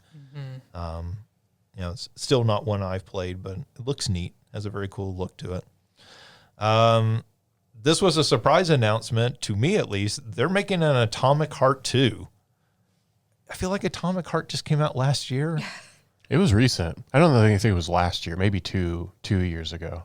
Yeah, but it could also be 3 years ago because time just goes so fast. Yeah, post-COVID, time makes no sense. We didn't talk about it at all in a Game of the Year. Like, it didn't even get a mention. Right. So I feel like I'd say at least 2 years would be my guess. They really leaned into, I feel like we were talking, I think before we went on the air, Mario, that it feels very much like, hey, internet people, you like video games. We made a game for you. This feels like a game made for people terminally online. Mm-hmm. It looks good. Atomic Heart 1 looked good. I don't know if this game is going to get me. That first game didn't. Yeah, and then they also announced like a MMO or a BR or something like that. Battle Royale that's also in this world or something like that. It feels like a company going, we're leaning all into this property, which was not a huge success with the first game. I don't feel like. Yeah, it felt like there was a lot of hype going into it, and then it came out, and I didn't see a ton about it after that. I have no recollection of this title at all. Yeah. So I think I saw one person play it like on a stream, but I didn't even sit and watch him play it for that long. They showed off a game called Ill. So this is a third-person shooter. It's third-person, right? I believe that. I think it was first person. Okay, maybe it's first person. Yeah. It's a first-person horror shooter. This game, this is the one, right, where like the demon babies are in it. And you like kick the demon baby at the end of the trailer. Those are my favorite. I mean, that was the part that sold me. Like, yeah, there's a little character in Dead by Daylight that, like, to get rid of him, you just kick him. He lives in his sister's chest. It's real weird. As I say, is that Chucky? Can't you just kick Chucky? Chucky, no, it's a little bit harder because he's got everything, but it's there's the twins is one of the killers. Yeah, and it's this little like goblin looking thing, and you kick him and he melts and ends up back at his sister. So all right. So yeah, I saw the kicking baby and I was like, yep. This was a big theme of games that were getting shown off this kicking year. Babies? Well, not kicking babies specifically, but like just very like super graphic, like horror, like body horror stuff. Lots of ooze and like slime and everything. It's like people figured out, hey, with Unreal Engine 5, we can do slime really easy. And so we need to put that in every one of our games. So there were a whole lot of games, I feel like, shown off that, were, like, here's Demon Beast and everything, and they're covered in slime. Here's somebody where their jaw is detached and, you know, their whole mouth is moving weird. And look, oh, slime is coming out. Very popular for games coming out in the next 2 years. People are in their growth era. Let's see. We already have seen a lot of Sonic Racing Cross Worlds, but they did show off some of the DLC characters or additional characters. I guess they're not DLC. I would say I don't think they're DLC, but the Well, I think they actually are, because they like put a road map, because they showed the level and everything, the Minecraft level. Oh, that's right. So I think they actually are DLC. I say it might be a combo too of some deal. Anyways, the fact that they put Hatsune Miku into Sonic Racing Cross Worlds just feels like an attack on my middle school friend group. Yeah, as people don't know, she's a Vocaloid. She's a fake singer character, right? Like they've made. Yeah, Vocaloids are peak weeaboo content. If you were a weeb in the early thousands, mid thousands, you know. But a fan of Japanese culture. Oh, to the extremist extent. Yeah, a weeaboo is that person who's like, I love anime, so I know everything about Japan. Oh no. So Often making very culturally insensitive remarks in the process. It's when I first read Dwight Conquergood's Performing as a Moral Act, and I read about the enthusiast infatuation, I was like, this is just the professional way of calling someone a weeaboo. And that's what made me start going into academia. Not even kidding you. Think of all the suburban white boys in the 90s who wanted to be rappers. Yeah, that's actually what I thought of. But I was like, the name that we have for them is also not appropriate. And so I did not use that term purposely. Yeah, it is, exactly. I do not want to get canceled. Yeah, but so, and in particular, as a recovering weeaboo, because it's like being an alcoholic, you're never an ex-alcoholic, you're always a recovering alcoholic. You're never an ex-weeaboo, you're always a recovering weeaboo. So as a recovering weeaboo, having Hatsune Miku in this game is coming for me and my friends, and I think it's hilarious. That's okay. They're getting the new generation with adding Joker as well. Yeah. And they had Ichiban from Yakuza. I missed that. But okay. Yeah, he was right before it makes sense Joker. as a Sega makes sense. Yeah. And Steve from Minecraft, so you get Jack Black. and they showed an entire like Minecraft level. Yeah. Like an entire level that you'll race in and everything. I think they have the. I'm gonna regret this, but is Big the Cat? I'm sure Big will be in the game. Yeah. We'll riot if Big the Cat's not in the game. I think I did see him on a selection screen. Oh, okay. Well, there we go. Because they did show off a selection screen with like the default characters or whatever. Yeah, and like he was in Frontiers, he was in the Sonic Prime show, so I imagine that he'll be there. If they're adding all those other freaks, Big the Cat better be in the game. I feel like you look at this.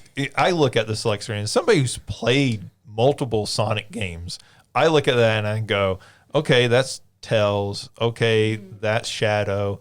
I don't know who the hell any of these other characters are. There's like a yellow Sonic, but that's not Super Sonic. What the hell is that thing? At some point, I feel like Sonic just got to where, we'll just color him a different color and call that a new character. It became Mortal Kombat. Oh, yeah. Just, Rain. Yeah. Sub-Zero. Reptile. here's Chameleon. Here's Chameleon spelled with a C. Chameleon spelled with a K. Noob Cybot. We're gonna make him all black. Right. So, yeah, I mean, this seems like fun DLC. Like the characters they're adding, a Minecraft level. Like, this all seems neat. It's hilarious. It's brilliant. I'm here for it. I'm still not convinced that game will be good. Like as far as the racing, I still think Transformed is a fantastic kart racing game. That's what I hope this plays like. We'll see when it actually comes out. Yeah. Let's see. They showed off more. We've already seen some of this, but Marvel Cosmic Invasion. This is the side-scroller beat-em-up from the team that made Shredder's Revenge, the Ninja Turtles beat-em-up.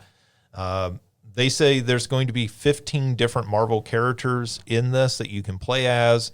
And so this trailer introduced She-Hulk and Rocket Raccoon.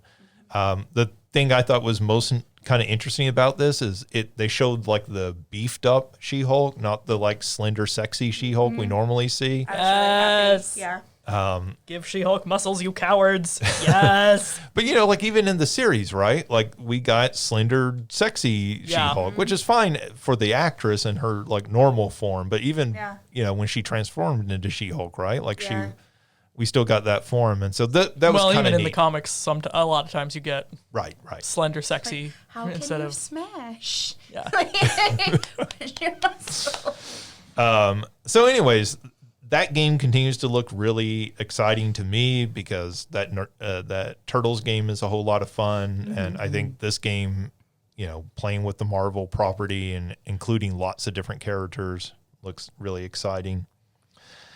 Then this might have been the game of the show for me as far as like this game just blew my mind. Did you see this trailer? I didn't have I watched it silently, but they announced that they were doing a Muppet game. Or a puppet. It's not actual Muppets, but they're very much in the style of, the Muppets. yeah, they look like the Muppets. And they like start playing the trailer and you're like, okay, like, are you just making a trailer using puppets? And then that is apparently footage of the game. And the game is a boxing game. It's called Felt That Boxing. So, Felt, F-E-L-T, like felt, the puppets are made out of. And it looks like you felt a punch to the face. Right. I figured that part was the obvious in the phrasing. But like I think Mario, you called it Muppet Punch Out, and that's what it looks like. It is a boxing game. It has the perspective of classic Punch Out. Yeah. But although like you do like plunge a toilet at one point. Right, you do mini training. games, like training mini games. But the thing that's amazing about this game, the thing that blows you away when you're watching it is, and assuming this is not bullshot, right? They're not making up these images. This is it. It looks like puppets. It looks like live action puppets when they're fighting. It looks like an FMV. Yeah. It just in terms of like you're watching this video and controlling it right then and there, rather than it being, CGI or like animation or whatever. Yeah, it is. And when I was looking at the trailer, somebody put in the comments and was like, the most impressive technological achievement this year is a Muppets boxing game, and how wild is that? I mean, they specifically called out that this game was made with Unreal Engine 5. So, it is one of the most impressive looking games. It looks like they just filmed puppets doing it. And they said that it was like Unreal Engine 5 like allowed us to like finally get this right in terms of the way that we could make it look. So it reminded me of the moment the first time we saw Cuphead.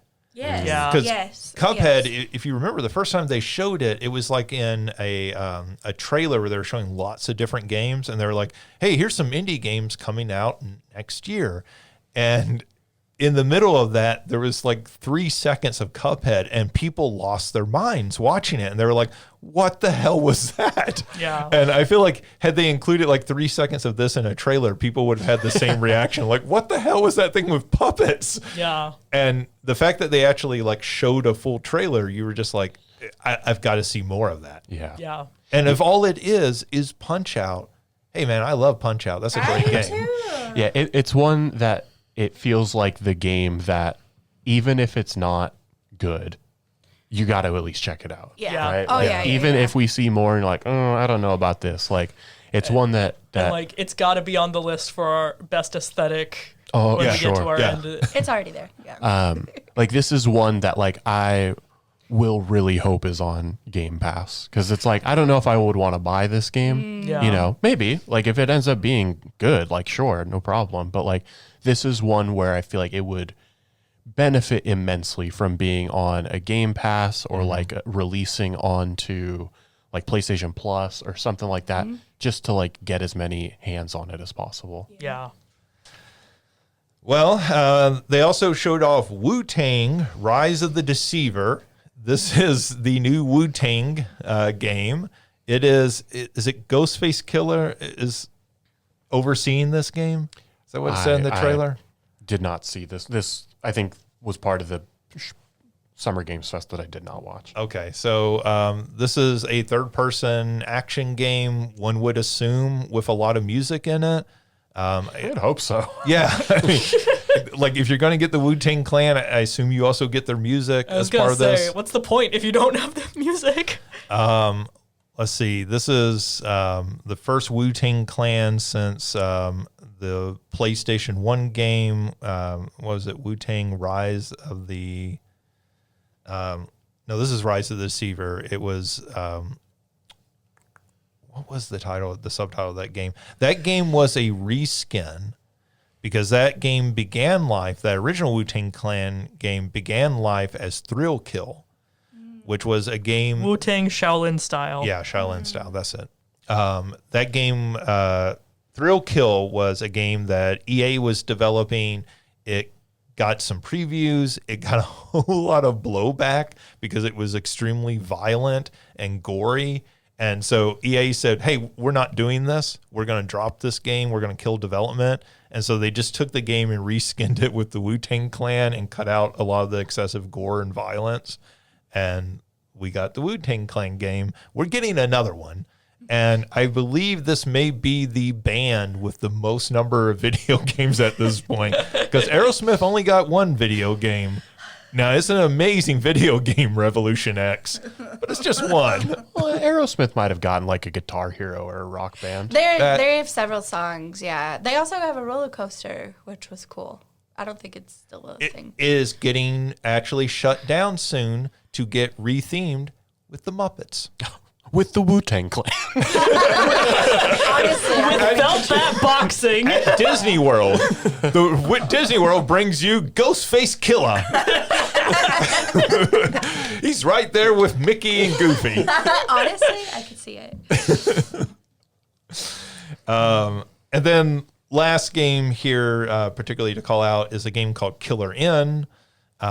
This is a sort of Murder mystery. Yeah, it's a social deduction. So it's Among Us. It's Among Yeah, Us. yeah. It's wolves and lambs are the ones. But like the thing that's really interesting about this is that it's the only big Square Enix announcement. I mean, the Xbox showcase, they did announce they were porting Final Fantasy VII Remake games and 16 to Xbox, but there was nothing about Kingdom Hearts 4. There was nothing about like the next chapter of FF7 Remake. Oh, Kingdom Hearts 4 is not coming for like another 5 years. Yeah, we got those one little images, and they're like, that's going to hold you over for the next 3 years. Isn't that Why? That fan base? Why? Yeah. But yeah, We will it never just lose you. it was just odd that it was the only Square Enix new content. Right. And usually they have their, at least at like E3, Well, they used to have their own show. No, and in fairness, at the Sony show, they did announce Final Fantasy Tactics Remake. Also true. Oh, that's true. So they did announce something. But you're right. Like, it was a very quiet year for them Yeah. so far. Because they're busy on remakes and Well, but like Kingdom people, Hearts. there's people have been Remakes. let's people have been let's not go expecting too crazy. an announcement of a 9 remake for. Yeah. Especially over the last couple months, leaks have made it seem much more plausible. Because it's the 30th anniversary. Oh, something like that. It's a big anniversary year for 9. We also, same for Chrono Trigger. Yeah. People are expecting something done with that. I think there's been a lot of speculation it might be an HD 2D remake Yeah. of that. Like the pixel remasters like they did with the Final Fantasy games 1 through 6. Yeah, this game, this game looks fun. neat. It looks fun. yeah. I am surprised more people haven't tried to jump on that Among Us bandwagon, like kind of do that at a higher budget level, which is what the sort of seems like. Among Us was the game of the pandemic in a lot of ways. Yeah. Yeah. Like Sure. that and Animal Crossing. Yeah. It was like, because I know it was streamed a lot, Yeah. and like it became, and obviously probably mostly because of the pandemic, but like there was a whole language developed around it. Right. Yeah. So That made its way into Deltarune Chapter 4. I remember PRSSA, we had a meeting one time and they wanted to do like a game night, and it was while we were still on Zoom. Yeah. And they were like, is there something we can do? And I was like, what game are you all into? And I said, how about Among Us? And they're all like, oh, we all play that. Yeah, we'll do that. Plus, everybody could play it on their phone, so it was Yeah. real simple. I really wanted one of those inflatable suits. Oh, That's right. it. Yeah. Those are cool. Can I talk about one more? Yeah, sure. The only other one, I can't talk about it a ton. Mina the Hollower is the next game from Shovel Knight. Yacht Club. Yacht Club, yeah, the people that made Shovel Knight. And there's a demo on Steam that I played a little bit of. And it looks like a good, fun game. It's different from It looks like Link Shovel to the Knight. Yeah, Past. it's much more Link to the Past or the like Oracle games from Zelda. But yeah, it looks like a cool one. I'd recommend checking out the demo if that's a style of game or an aesthetic that you're into. But that's like the last one that I wanted to talk about. After seeing it on this list, I remembered I had played a little bit of that demo. Cool. Yeah, I'll just read through some of the rest of these. Scott Pilgrim EX, which is a whole new Scott Pilgrim 2D fighting game, beat 'em up. Onimusha Way of the Sword, that is that remake of Onimusha. They show off some more of Mafia the Old Country. I continue to think that game looks pretty neat. Yeah, same. I liked Mafia 3 quite a bit, actually. Dying Light the Beast. Those are the sort of parkour zombie games. I still don't have a good feeling for this one, what it is exactly. It surprisingly announced sequels to Code Vein and Mortal Shell, so both of those are getting part 2s. The Cube, which is a first-person competitive shooter. Nicktoons and the Dice of Destiny, which is a sort of Hades-like, using Nicktoons characters. So I'm going to guess SpongeBob. SpongeBob's in it, yeah. Yeah, all those sorts of characters. I wish when they did these Nickelodeon games, and I know, this is just me, I wish they did more deep cuts. Put SpongeBob and all those people in it. But can we get a Barth from You Can't Do That on Television in one of these games? That would make me so happy, and it would make me much more excited to play one of these. I know they've got they own Garfield and all these sorts of characters and the Ninja Turtles, so they can put all those sorts of characters in there now. But I always kind of wish they'll throw in one of those old characters as well. End of Abyss, Chrono Odyssey, which has nothing to do with Chrono Trigger, which is a weird thing to title your game if you don't want that confusion. Out of Words, which was another puppet game. This was like a co-op 2D side-scrolling co-op game. Looked sort of like one of the Limbo games, something of that nature. Okay. Infinitesimals, which is a Little People, Big World style game. So think Honey, I Shrunk the Kids or Grounded. Oh, I thought they were bugs. I thought they were literal bugs. Oh, is it? I think, is yeah. Okay. I think. I was thinking like Ants, like the movie Ants when I saw it. Okay, maybe that's more what that one was. Maybe I'm getting that confused with Grounded 2, which they also showed a trailer for. Hitman Casino Royale is getting Mads Mikkelsen as Le Chiffre? Yeah, I don't know how to pronounce that name.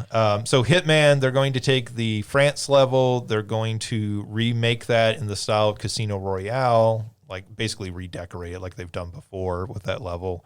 And Mads Mikkelsen's going to be playing his character from the, whatever that was, 2005 Casino Royale remake that they did.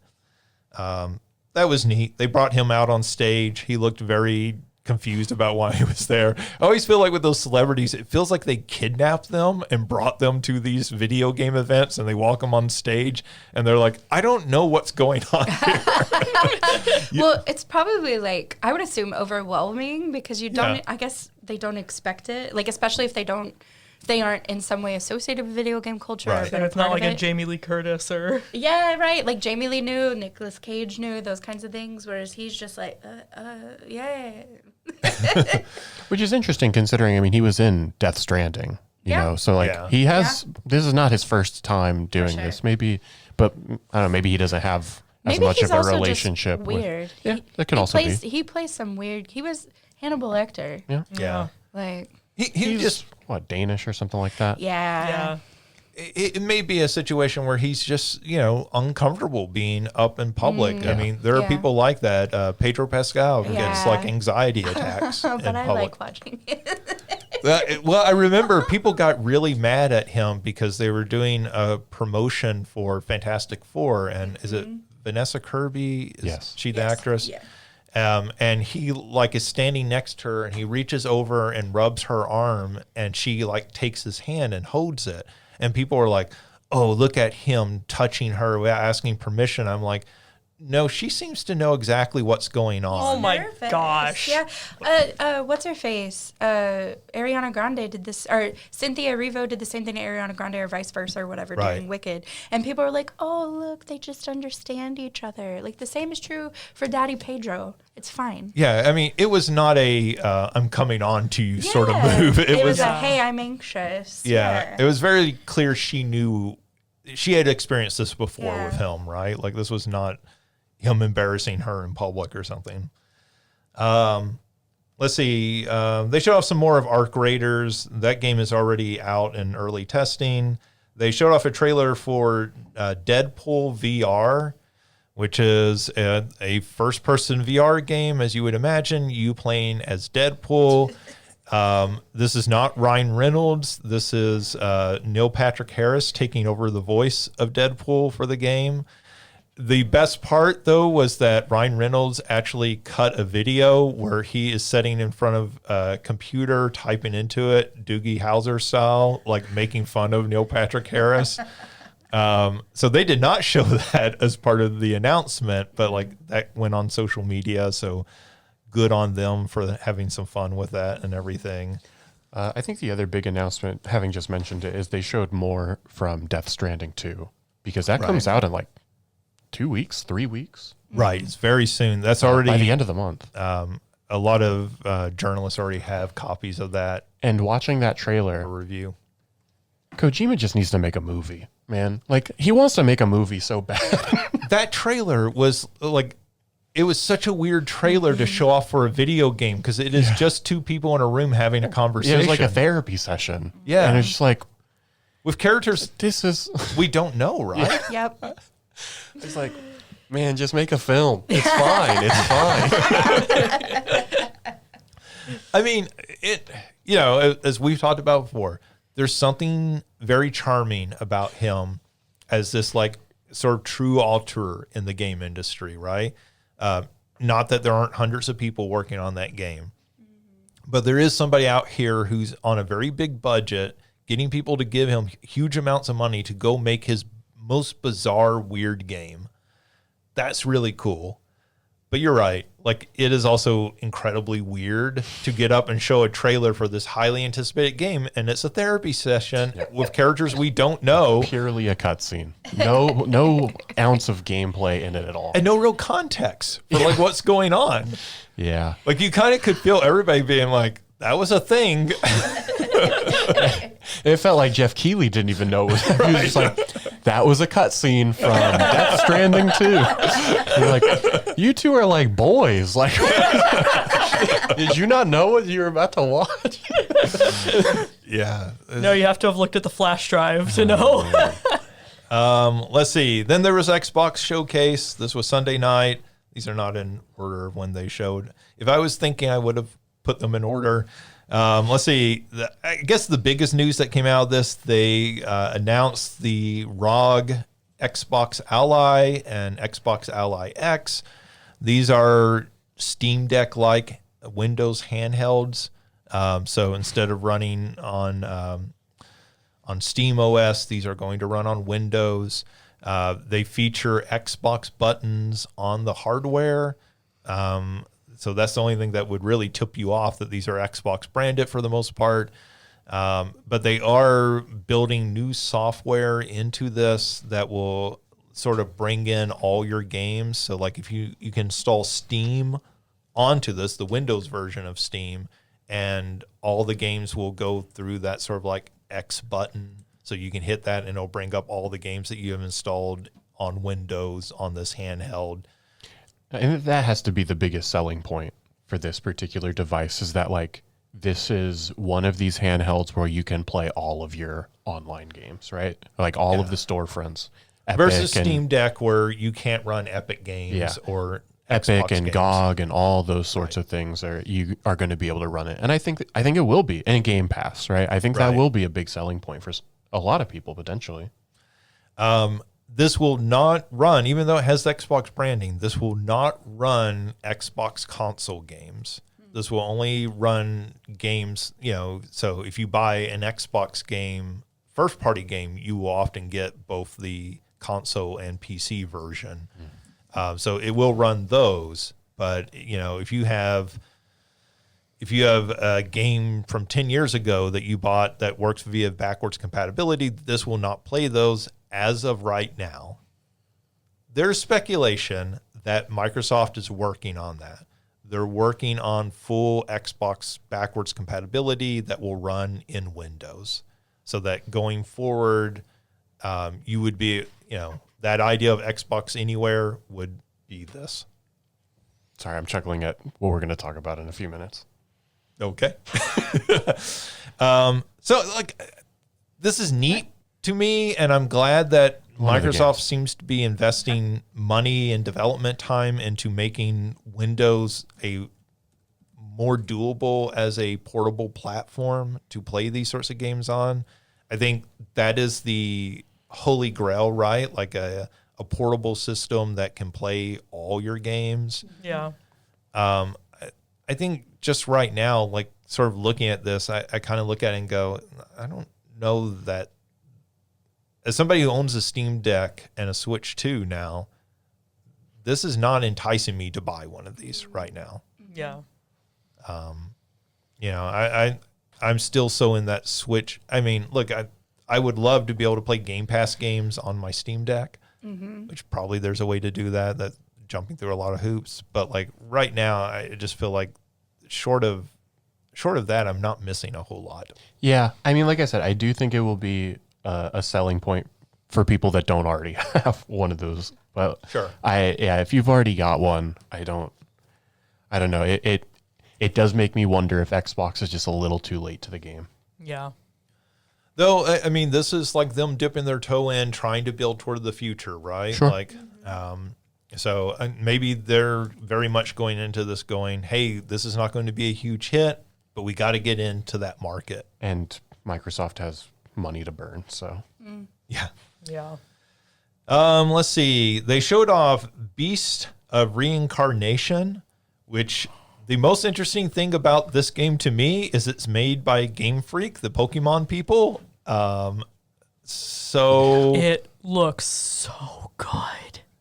Oh my gosh. But it looks like a Soulsborne, so it's like the Pokemon people making a Soulsborne, right? Well, because you got to remember too, Game Freak and the Pokemon Company both do Pokemon together. Right. So like the Pokemon Company is not involved in this at all. This is just Game Freak. Sure. Yeah. I mean, I understand that, but like this is the Pokemon people making it. I don't know anything else that Game Freak has ever made other than Pokemon. So they do make games. They do put out games. Those games tend to do really well, but they tend to be very kind of like gameplay experimental a lot of times, kind of like, playing around with gameplay mechanics. Yeah. They tend to be small games. And the thing about this one, I think that shocked a lot of people is like, this looks like a big budget AAA game. Yeah. And it's like, everyone is like, see what happens when you give them time to work instead of churning out a Pokemon game every other year. See what happens when they have time to work. They can make something beautiful. This looks so good. But that might also be an issue of like hardware, Yeah. too, right? Like this is what happens when you make a game on the Xbox and PC versus a Switch. Yeah, I mean, like I was folding laundry while I was watching the Xbox, and Game Freak I was like, what the hell? Like that is the only reason I think I remember this game at all. I didn't mention it, but like in the Summer Games Fest and Xbox and PlayStation, there were so many games that just looked the same. Yeah. And Right. this, I will say, would have been one of them if it wasn't for the fact that Game Freak popped up before the start of it. Right.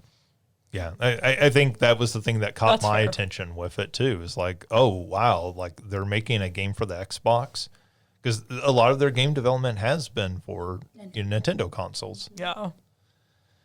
Let's see. They showed off Clockwork Revolution, which we have seen before. They showed off more gameplay, including showcasing that's going to have sort of time shifting mechanics. This game just looks way more ambitious and way weirder than it did originally. Yeah. So this is what I was chuckling at, because something they showed multiple times in this trailer, and I don't remember seeing this one before, but I'll take your word for it. I'm sure that is true. The little, not marionette, but like The doll, the evil doll. Yeah, mean doll. Told you to piss off. Yeah. Then so I was chuckling because I was like, it feels like, and this is probably not the case. If I thought this was a premiere, they saw that little freaky marionette that Kojima's putting in Death Stranding too, and they're like, we could have one of those also. It's like the newest trend in games. Yes. Every game's going to have an evil doll in it. This game, there was just so much going on that I was just like, I don't know what is happening. It was just like, at first I was like, oh, it felt sort of BioShocky. Right. And Yeah, then it started showing like the time mechanics. I'm like, is Blinks the Time Sweeper? That's the new Blinks. Yeah. But it was just, there's so much going on in this game. And that's not a compliment necessarily. Well, I mean, I think the problem with it is it too much? Are they going to be able to actually pull this off? Are they going to be able to rein it in? Or is this going to be a game that is just a convoluted mess by the time it comes out? You went 3 directions. You needed to pick like 2. Right. Right. That's how I felt watching this. There's like, you're maybe just doing too many things with this one game. Well, it's got the steampunk style, but then it has like the goofiness with the evil doll, and then it has the time mechanics, and it's like, are you going to collapse under the weight of your own ambition? Yeah. And yeah, I mean, I think the steampunk design looks really cool. Yeah. That is very BioShock Infinite reminiscent. But yeah, like all the rest of the stuff, when I saw the evil doll, I was like, okay, I guess. And Because then they showed off like the character creation. It looks like super in depth, Right. which again, like is cool. And then the dialogue system. dialogue system, and that's where it's just like, and none of these don't clash with each other. But it was just like, you're really showing off a lot, and I think, yeah. So it's like, oh, sorry. no. I'm not saying anything else new. It was like when the Fallout games added base building. And you're like, Yes. are you adding that because it's important, or are you adding that just because you can? Yes. And it felt more like because they could. Yeah. And I think that's the worry with it. So this was a surprise. Actually, this was even more surprising than Game Freak. They showed off a trailer, and the opening of the trailer is is sort of a 3D world, bright and colorful, and a Super Mario warp pipe comes out of the ground. And it felt like for a second, wait, what is going on here? Is this where you're going to say we're developing for Switch 2 or showcase some of that? And instead of Mario coming out of the pipe, it was Super Meat Boy. And they announced Super Meat Boy 3D. So this is basically a Super Meat Boy game, but as a 3D platformer. This looks really cool. Yeah. I mean, I only ever played the first Super Meat Boy, but again, this will certainly be on Game Pass, so I'll definitely check it out. it had a bright, colorful look to it, which I appreciated, which is something the original Super Meat Boy did not have. So it looked like they were really kind of leaning into that Nintendo 64 aesthetic. It not design-wise, but at least like the look of it, right? Let's see. There was a game called Apheline. I don't know the correct way to pronounce that. And I don't think they pronounce it in the trailer. So this is a sort of, I don't know, like a survival platformer, I guess. In space? Aphelion. Aphelion, yeah. Aphelion? Was this a space game? You're No, like an no. astronaut? No, Okay. this is the one. Well, maybe it is. Like you crash land on a planet. That's okay. That's what I'm That's thinking what of. it is. Yeah. You are clearly not on Earth. Put it that way. Right. And it's a lot of snowy environments. It's a lot of you like having to like sliding out of like ships and stuff and like having to dodge things collapsing around you. Yeah, it felt like it was like, oh, you are clearly trying to like illuminate the like isolation that this character is experiencing in the trailer. It felt like those segments in the Uncharted games where you're just like having to run through them and survive as things are collapsing rather than battling enemies or any of that sort of stuff. So I thought it looked really cool. It had a neat look that kind of set it apart. Let's see. There's sorry, I don't want to skip over this one. There are no ghosts at the Grand. This one, Justin had us look up the trailer before recording, and this looks amazing. It looks so good. The visuals look cool. I love the music, the hint that like your character knows more than what they're letting on. This looks really cool. Yeah, I mean it's there's some like reggae music in it and everything. It's got this like cool like that there might be like actual musical elements, like there might be musical numbers in the middle of this game. There's a like sort of supernatural cat that's talking to you. It looks a little bit like I think you said like a home remodeling game to some degree, crossed with I'm drawing a blank on the name. The game you like, Alicia, quite a bit. Power Wash Simulator has some of the elements of that. That's what when I first saw it, I was like, oh, this is like Power Wash, and like the like mystery puzzly aspects was giving blueprints. Right. Yeah. Like there's going to be a lot of like these different like things that you're like uncovering more and more information while you're also doing these chores. But then there's also action set pieces. There's the one where you're like driving a car with a cat on the hood. Yeah. So it really looks like this is a game that also looks like really ambitious, doing lots of weird things, but I just love the style of it. Yeah, I would agree. I had much more positive feelings about this trailer than the other one, whatever. It was just Clockwork Revolution. Yeah. They showed off Invincible Versus. So this is You're skipping over it. Oh, sorry. Yeah. Keeper. Okay. We'll come back to Keeper in a second. Okay. They show off Invincible Versus. This is based on the comic book, or I guess more precisely, the Amazon animated series adaptation of the comic book. This is a tag team fighting game. So it looks like they're taking that property and turning it into a Marvel versus Capcom style fighting game. I guess the one thing that kind of stood out about this is that I guess the comic as well, but I do know the cartoon series is incredibly graphically violent. Like everybody's always bloodied in it. And so they did show off that in the game as well, that like your characters will get like their faces all bloodied up and everything. I don't know. Did any of you watch that cartoon?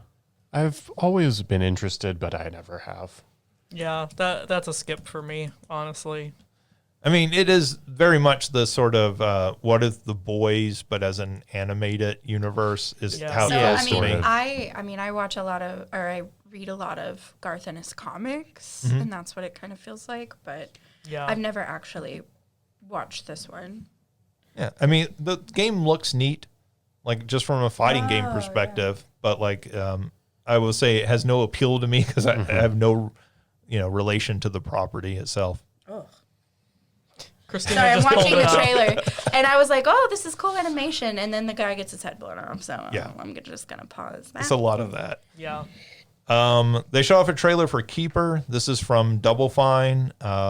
This is an entirely new game. As far as I know, we haven't seen anything about this before. You play as a sentient lighthouse that comes alive, has to explore the You world. have a little bird friend that sits on your head. It's so cute. And I think the thing that really got me about this, like, that's a weird enough concept, but then like the world looks really weird. It like has you exploring like through caves and stuff. Very alien-esque. Yeah. Kinda. Yeah. Yeah, and I think I am excited for this because I trust the Double Fine people just with Sure. like what they've done with the Psychonauts and all that kind of stuff. Like, you do weird pretty well, so Yeah, they do weird in a way that it feels like it makes sense.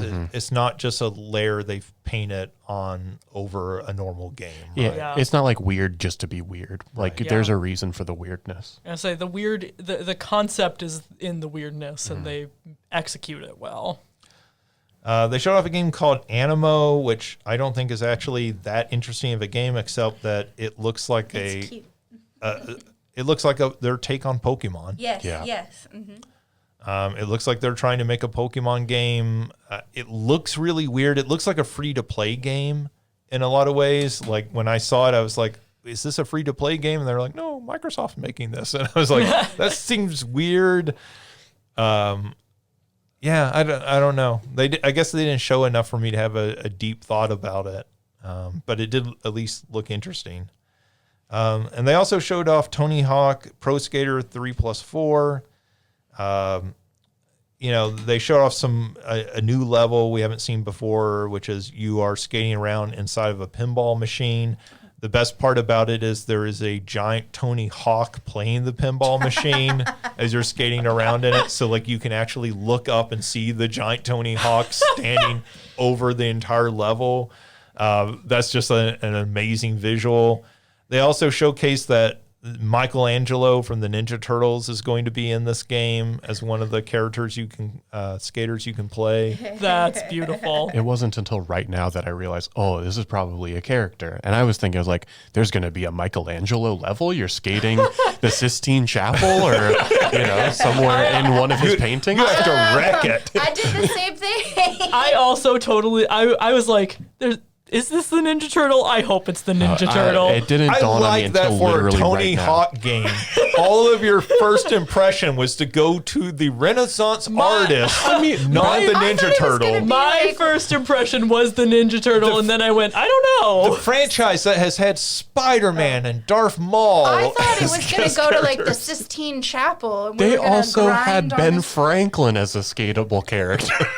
That makes sense. I've never played these games, so he I owns just. 5 and dime stores all across the country. I've never played these games, so I was just hoping for the vibes of the Ninja Turtle.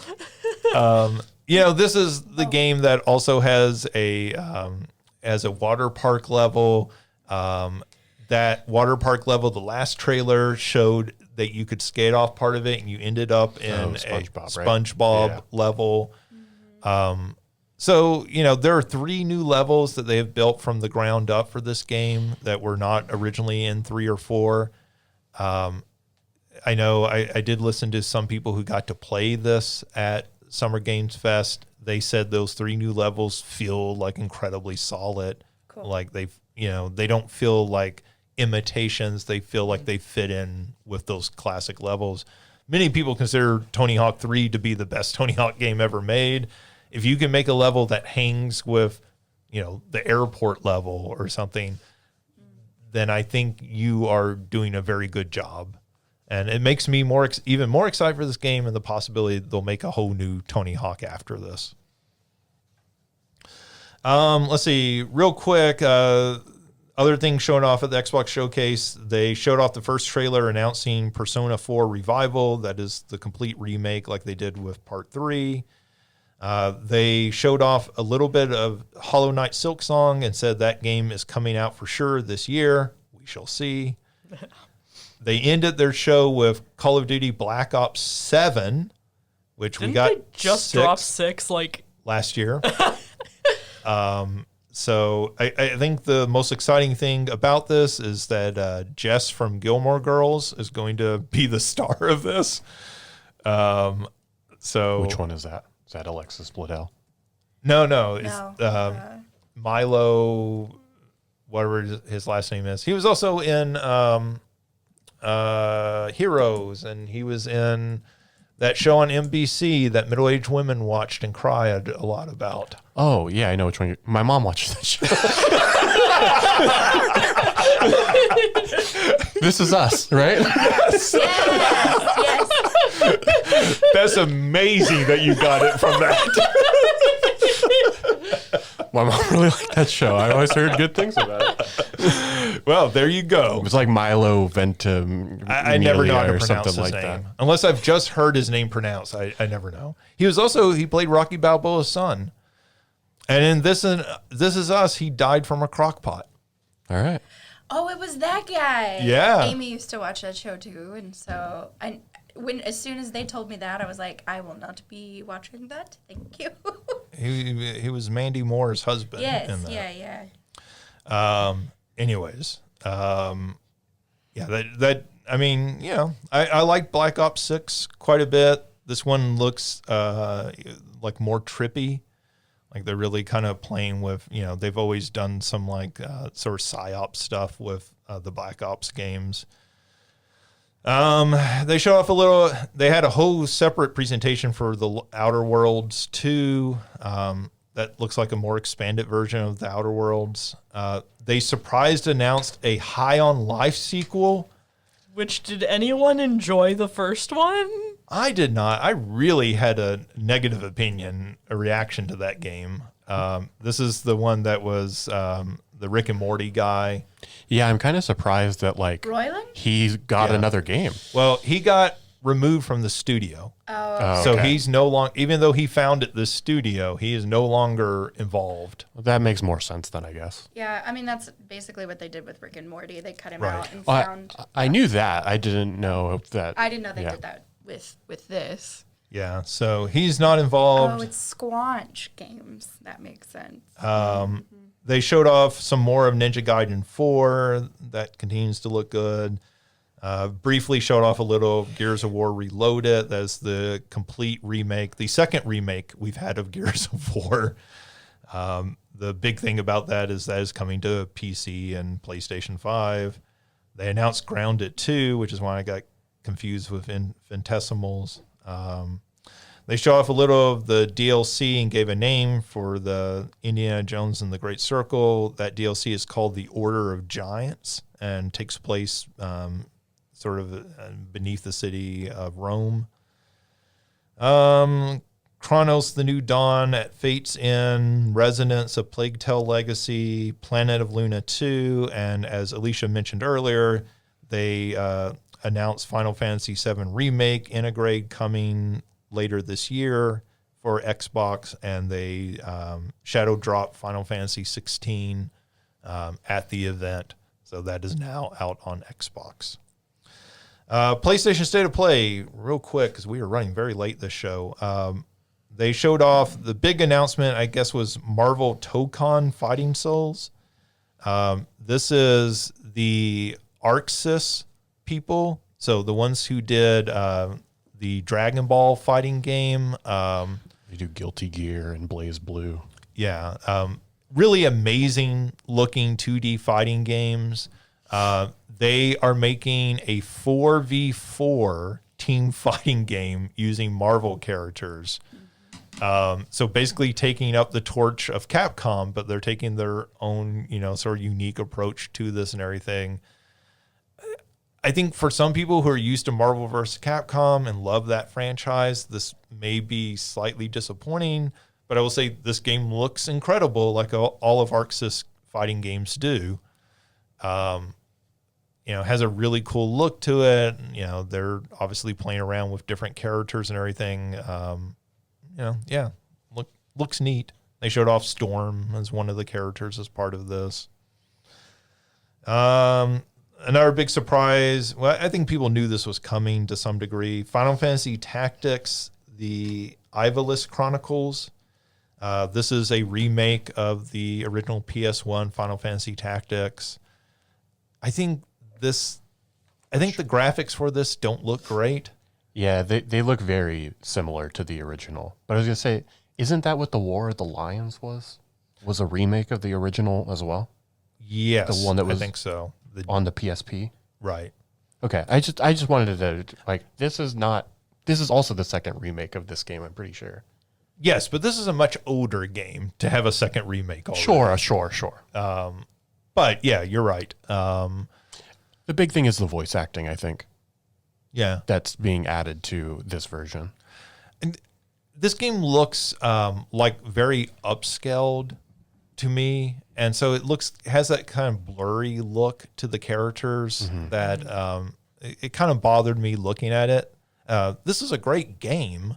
Don't get me wrong. But I kind of wish they had spent more time on the graphics for it. Yeah, this is one where if it got the 2D HD, it would feel more like there's more to it. It is going to include the original game, so you can just play the original game as part of this package. The people who did Tetris Effect are making Lumines Arise. So this is taking Lumines, another PSP game, arguably maybe the best PSP game. They're taking that game and giving it that Tetris Effect look. So like just trippy visuals and playing with the music. Of course, Lumines was always a game very heavy in music, right? Because like the sliding bar going across the screen is going to the beat of the song in a lot of cases. This is a really fantastic puzzle game, and so seeing them give it this treatment makes me very excited because Lumines has always been one of my favorite puzzle games since it came out. Let's see, Mortal Kombat Legacy Collection. So this is the same people who have done Atari 50 and everything, Digital Eclipse. They are taking a collection of the original 2D Mortal Kombat games, so 1 through 3, Ultimate Mortal Kombat, and then also a lot of the handheld versions. So they're including multiple versions of each of those. So like you get Mortal Kombat 2, you get the arcade, but you also get it for the Super Nintendo and the Genesis, all those different versions. And they're throwing in like Game Boy Advance versions and right, which some of those handhelds are atrociously bad versions of those games. Yeah. Particularly, I remember like the Game Boy version of Mortal Kombat just being a train wreck to play. Yeah. Because you had 2 buttons, right? Like trying to play a fighting game. But this is really cool. And one of the neat things is they always do a lot of, behind the scenes, like videos, documentary work with these.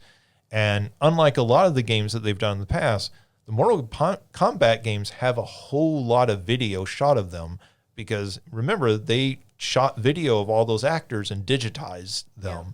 So they have put some of that footage out in the past. So like all that exists out there for them to build this game around.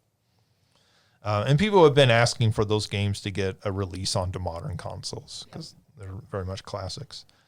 Silent Hill Elf, which we've seen before, but this was a more expanded trailer. This is the Silent Hill that's set in Japan, sort of playing off of the more kind of supernatural horror that Japan is known for. It looks so bad. Yeah, I was saying, this is written by the same guy who wrote Higurashi, which is it's fucked up. It's a visual novel, and like from what I read, Konami specifically recruited him to write this game because they said they wanted somebody, like them moving it back to Japan. They said they wanted somebody who was a master at Japanese horror to write this game. And so that's what the F stands for. I mean, that's what it's going to be intense for sure. Yeah. I mean, I think this game looks really good. For people who like that Silent Hill 2 remake, that did come out last year, right? Yes. I always forget. I get very confused when games came out. It's a lot of remakes as well.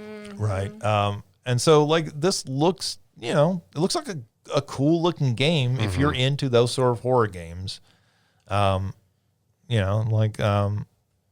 I give them some credit for taking that franchise and doing something a little different with it. Like, it would be interesting to see after this for them to be like, okay, well, now we're going to make like we're going to take African horror. Yeah. Right. We're going to take Russian horror. We're going to make this like sort of international. That would be cool. And like set games in different parts of the world and pull from their traditions. So we'll see what comes with that. Let's see. They show off Bloodstained: The Scarlet Engagement. This is a new Bloodstained game, but is a prequel to the original. Bloodstained is the spiritual successor to the sort of classic Metroidvania, Castlevania games. That first one is a very good game, but a flawed game. So it's interesting to see what they might do with this. It looks like it has a little bit more of it's leaning more into the anime styling of it, at least with the graphics and design. But this looks like, what you would expect from a 2D perspective Metroidvania game set in a Castlevania style world with monsters and demons that you're fighting. I am very excited for this. I really like that first game, as flawed as it was. So I'm excited to see what they'll do with this. Is the second Bloodstained the one that's more like the classic Castlevanias? So it's not really a sequel. It's sort of like a side game. Okay, sure. Right. Like, I think this is really Bloodstained 2 and Gotcha. all but name. But yeah, they did do ones that played more like the classic 8-bit Nintendo Castlevania games. Speaking of, to go back to our conversation, this is one where I'm like, I don't know which Bloodstained is which in terms of like because I know there's Curse of the Moon, and I don't remember what the other one is called. Curse of the Moon? I think it's called Curse of the Moon. But I don't remember what the other one is called. Yeah, so they did the one, and then they did the 8-bit spinoff, and then they did a sequel to the 8-bit spinoff. Oh, I didn't even know that. Maybe I did. Ritual of the Night. Ritual of the Night. That's what I want to say. I was going to say Symphony of the Night, but I was like, that's obviously wrong. That one I can say for sure is not the correct answer. I think Ritual of the Night is the full game, and then Curse of the Moon is the 8-bit spinoff. Okay. What And a then there's night to have a curse. There's a Curse of the Moon 2. So yes, it is very confusing. Yeah. I agree. Like, it is one of those that you need to pull up the Wikipedia page to see like which game is which in the series. So, Fast 9. Yeah, and I, to some degree, I don't know how games handle this problem, right? I think they try to do this with subtitles, and subtitles actually make it more confusing. Yeah. Yeah. Because, like, if you gave me Curse of the Moon by itself without Ritual of the Night, I'd be like, sure, that's the main game. I don't remember the subtitle of that game at all. They showed off Project Defiant, which is their wireless fighting game stick. So this is a full fighting game stick. It is wireless. It'll work on PlayStation 5 and PC. If you remember that PlayStation now owns the Evo fighting game tournament, and you see that they're putting out this this Marvel fighting game, it starts to make a whole lot of sense when they're making their own fighting stick for that. Yep. I do not own a fighting stick. I will not be buying a fighting stick anytime soon. I didn't even know this was a thing. I totally thought this was going to be a game titled Project Defiant Wireless Fight Stick. That's what I put into YouTube, and I was like, what the heck is this? Did you think this was a sequel to Irritating Stick? What? People name stuff weird things. Yeah. and I Irritating just roll Stick with is it. a PlayStation 1 game. Well, Never heard of it. It is. I've never heard of a fight It's a stick as a Stone controller. Cold classic. I've never heard of a fight stick controller, so I'm like, what? Huh? There are so many weird games on the PlayStation 1. Yeah. Like, it was a golden age for weird games. Let's see. Sword of the Sea is from some of the people who made Abzu and Journey. This is it. You are surfing through the world on a giant sword. Yeah, we'd seen this one before as well. Yeah, I think this was the most gameplay we've seen of it, so it gave us a much better impression of it and everything. But very cool looking game. Karen is yet another mountain climbing game. I Sort of want like to say we've talked about this one too. I think maybe we saw it very quickly mentioned before. This is not Jusant. Do not confuse it with that. It would be very easy. But, climbing games are a whole lot of fun. So cool to see that become a genre. They showed off some more of Ninja Gaiden Ragebound. That is the 2D new Ninja Gaiden game, so more in the style of the NES classic games. They showed off a trailer for Sea of Remnants, which is, I don't even know how to describe what that game is. It looks like Sea of Thieves, but like with the most, like if you were on acid playing that game. I kept thinking this was like Sea of Thieves 2, and then I like, no, that's an Xbox game. That would not be at the PlayStation announcement. It is a really weird looking game. It looks like they mashed up 3 different games together. It's the only way I can describe it. We did not talk earlier about First Light. That is the 007 Bond game. They did show off a trailer for that. It was difficult in that trailer to figure out what parts of that trailer were actual gameplay and what were trailer.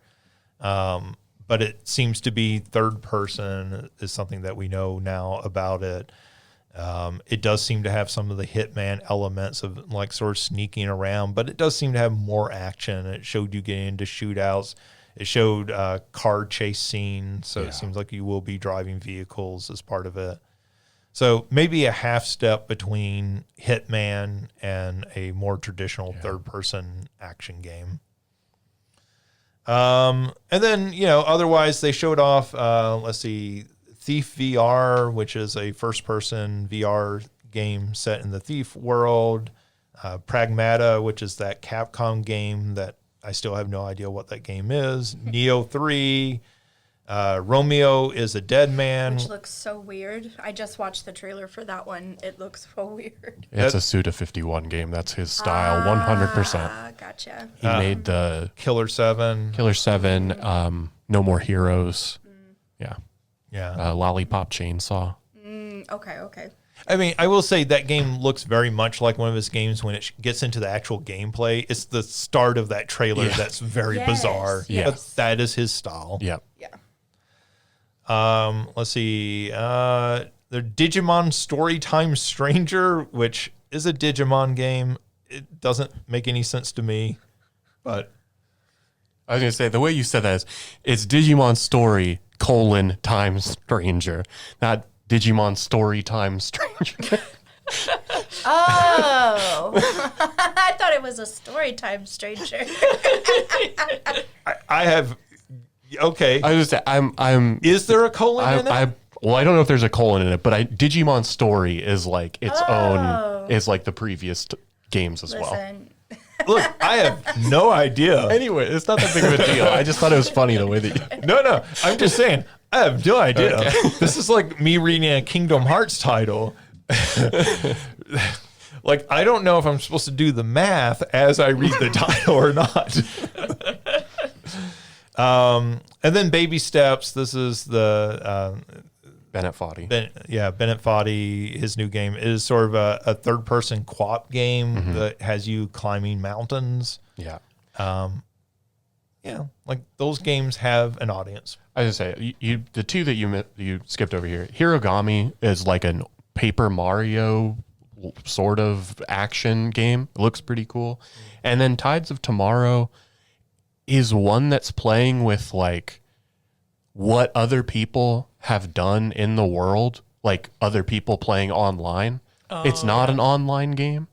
It's not like a massively multiplayer online like Death game. Stranding. Yeah. It's pulling in. Yeah, it's got those sort of like Strand-like things where you can see what the choices that other people made, and you can kind of like shape the world around that. It looked interesting.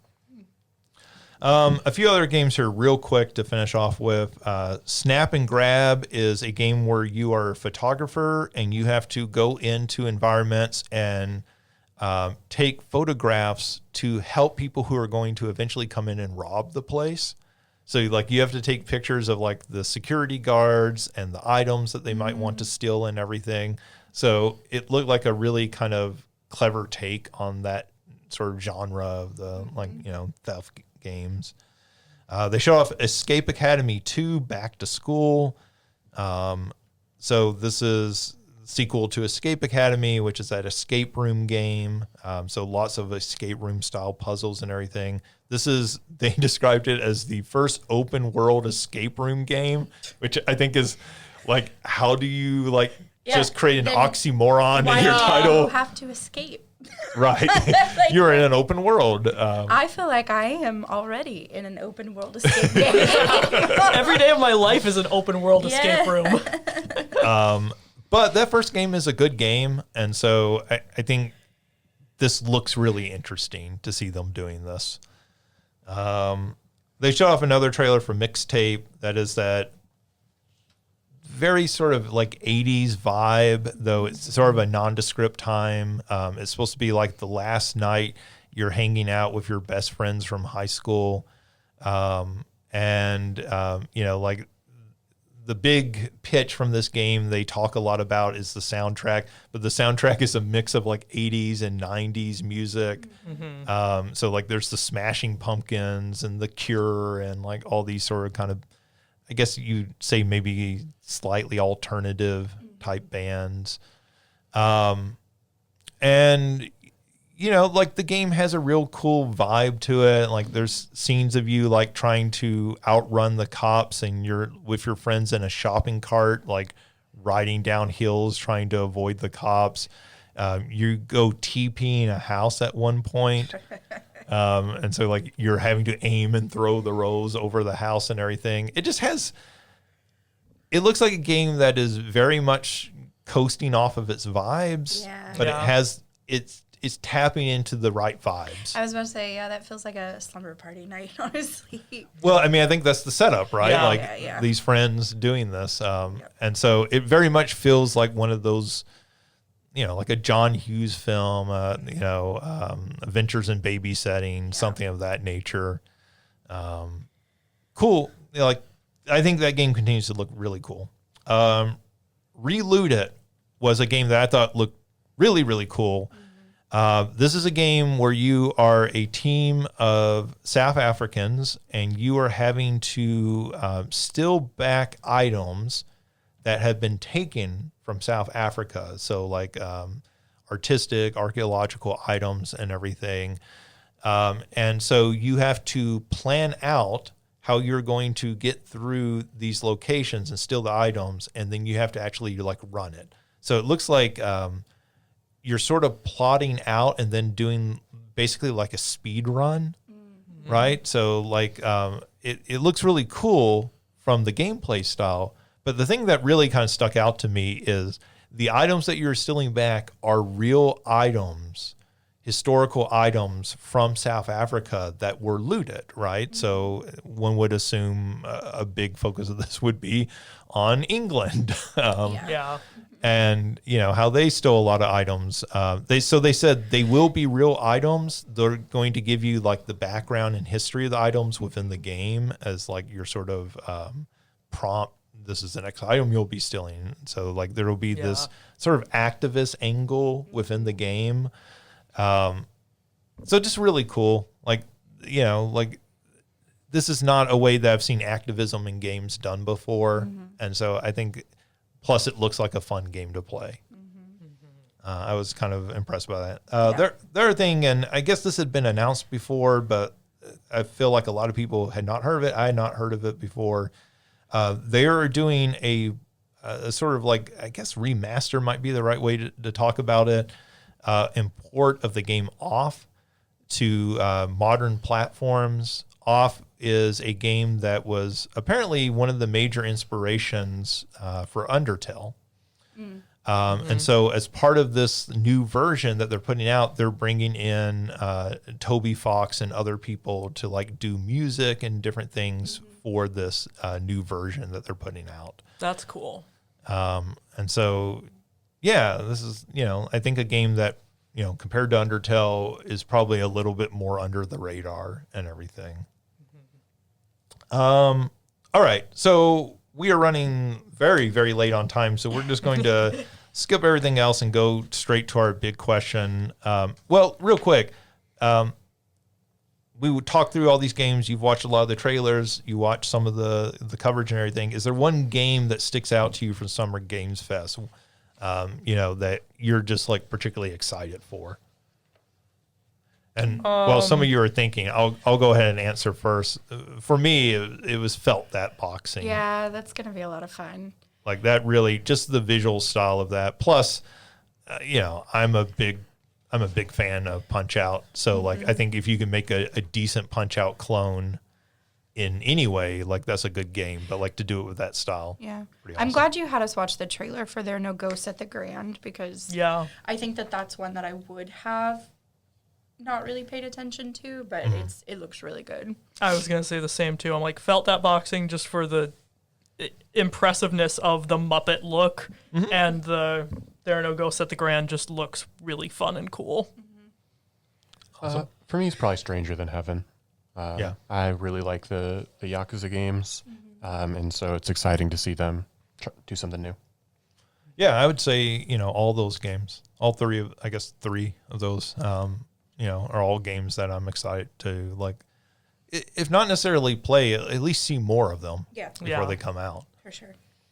All right, so it is time to go to our big question. And Derek from Kentucky writes in. He's obviously been listening to the podcast because he knows the big news about this episode. So Derek writes, since it is Alicia's last time as a regular member of the panel, I have a question. Even though she could never be truly replaced, I mean, look, she's leaving. You don't have to suck up to her anymore. If you could choose any video game character to take her spot on the show permanently as a panel member, who would you pick and why? And I have specifically said this. I want to hear everybody else's responses before I give my own. I mean, I was trying to think of like the role that you play on this panel, and it's really the ooh like like cutesy games, and so I was like Kirby. Yeah, that's the ooh. Yeah. Okay. Justin apparently has never seen the uwu like fingers. Finger touching. I knew what you were doing. Okay, I knew you knew what I was doing. I got you. assumed Mario knew what I was doing. Kirby is what I was thinking. Plus Kirby's squishy, and so it would be fun to next thing Kirby. Kirby's pink and she's sort of pinkish. And then I was like Kazooie, but that's not necessarily to fill your role. It's more just like You're gonna put her in a backpack? lady. Yeah, I'd put her in a backpack. Yeah, I'd set my backpack right here. Have her squawk into the little microphone. Can you imagine like walking around through your day and Alicia's just in your backpack, like commenting on everything? Honestly, yeah. That means I don't have to walk anywhere, so I'm happy. Exactly. So those are my thoughts. All right, Mario. I think, for me, I was thinking about it. The ones that came to mind were like who I consider to be some of Alicia's favorite characters. So it was like Sora or Sonic. Sonic. I briefly thought Sonic, and then I was like, he's going to talk too fast. But then I also was like, Gonna I drive feel like Justin nuts on the board. who would be like a female character, and then I didn't know, because I don't know how you feel about like Amy or anyone else. I do love Kyrie. Amy. I do love Amy and Kyrie, but I am glad someone finally has pointed out that my favorite Sonic character is Sonic himself. Did we not know? I thought we knew. I mean, all the crap that I get about Shadow and Big the Cat. Okay, well, I think Big the Cat is just something they like to meme Well, against me. it's one of those things that's like Sonic is your favorite character, but Big the Cat is everyone's favorite character. So like obviously, And for good reason. I mean, he's got a frog. so my answer is actually Big the Cat, but Big the Cat, as played by Sydney I Sweeney. knew you were going to say that. I knew you were going to say that. Because look, Alicia sits right across from me. And if every time I came in to do the podcast, if I got to look at Sydney Sweeney, it might temper some of the sadness I have for losing Alicia.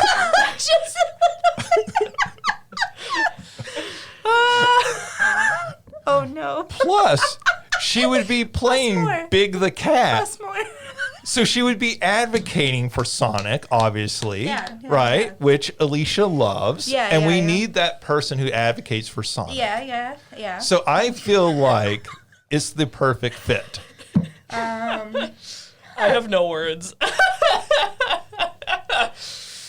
And that's Alicia has no words because that was also her answer. I knew it. I knew as soon as you said Big the Cat, I was like, you won't say Sydney Sweeney.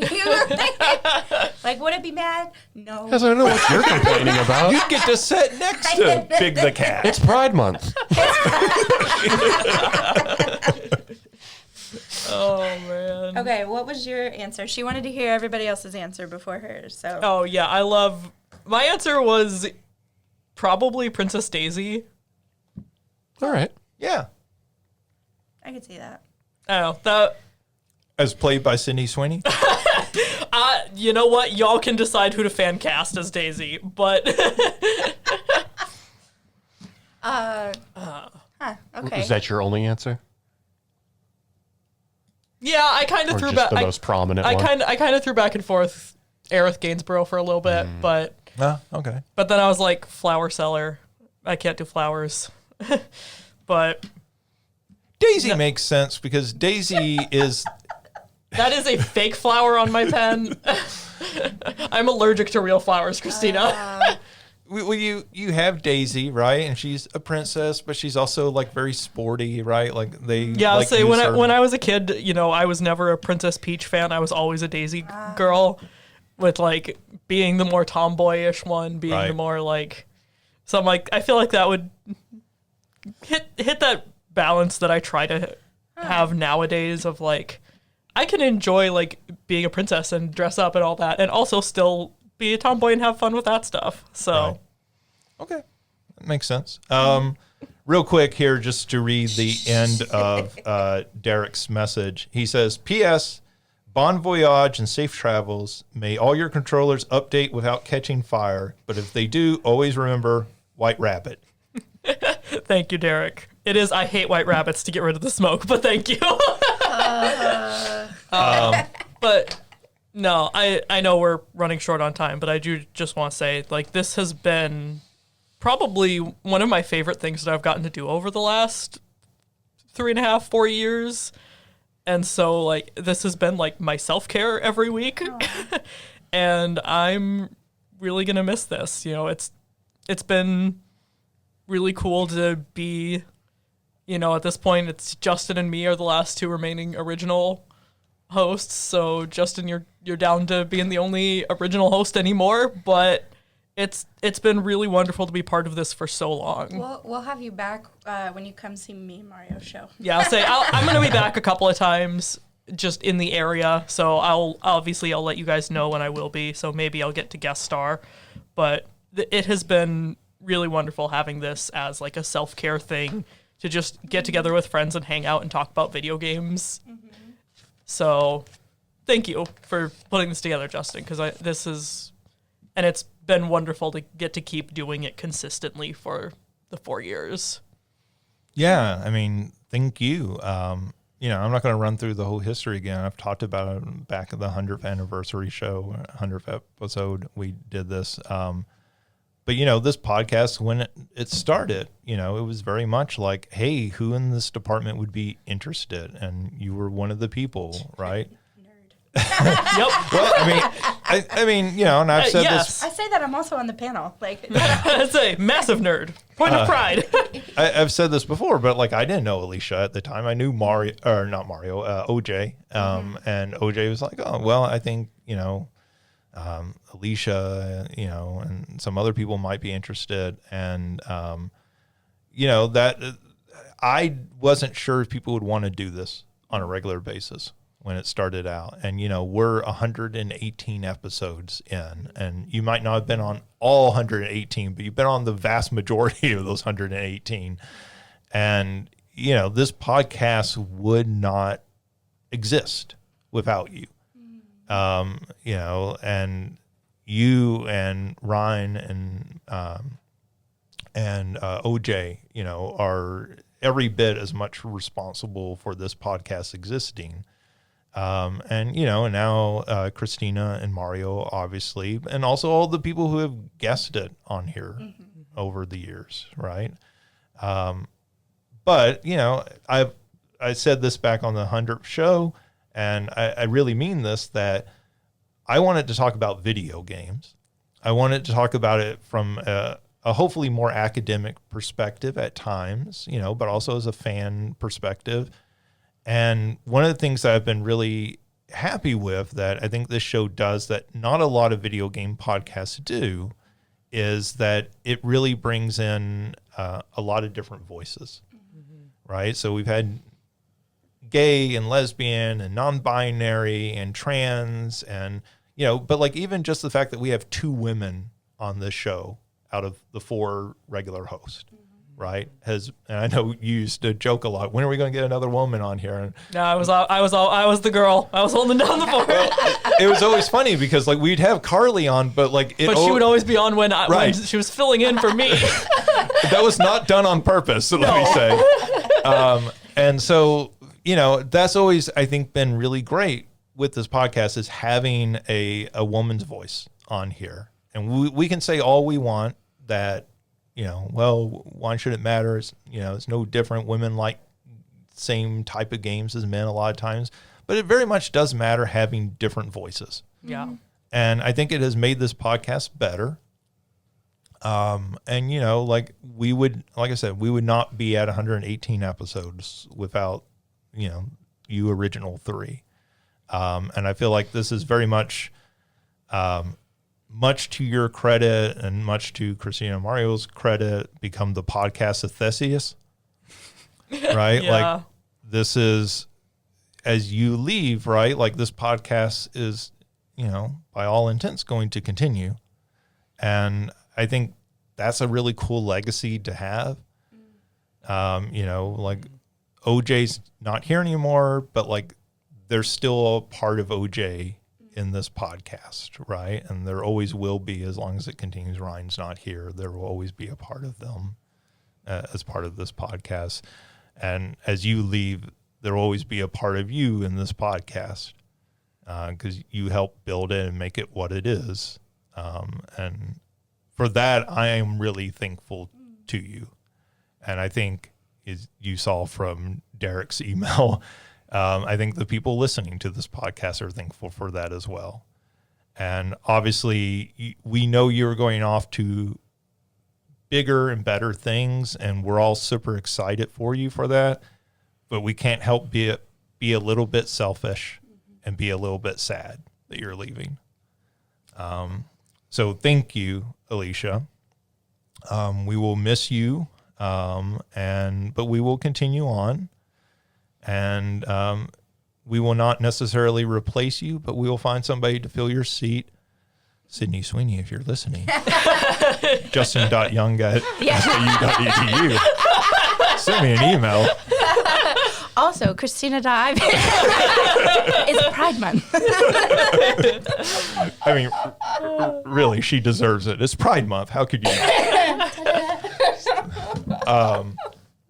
But anyways, as we go forward, obviously, right? Like, I think this podcast there will always be a part of you, like all 3 of you original members.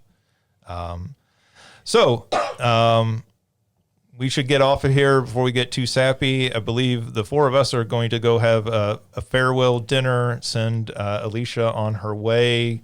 Thank you for everyone listening. Thank you, Mario and Christina, and particularly Alicia.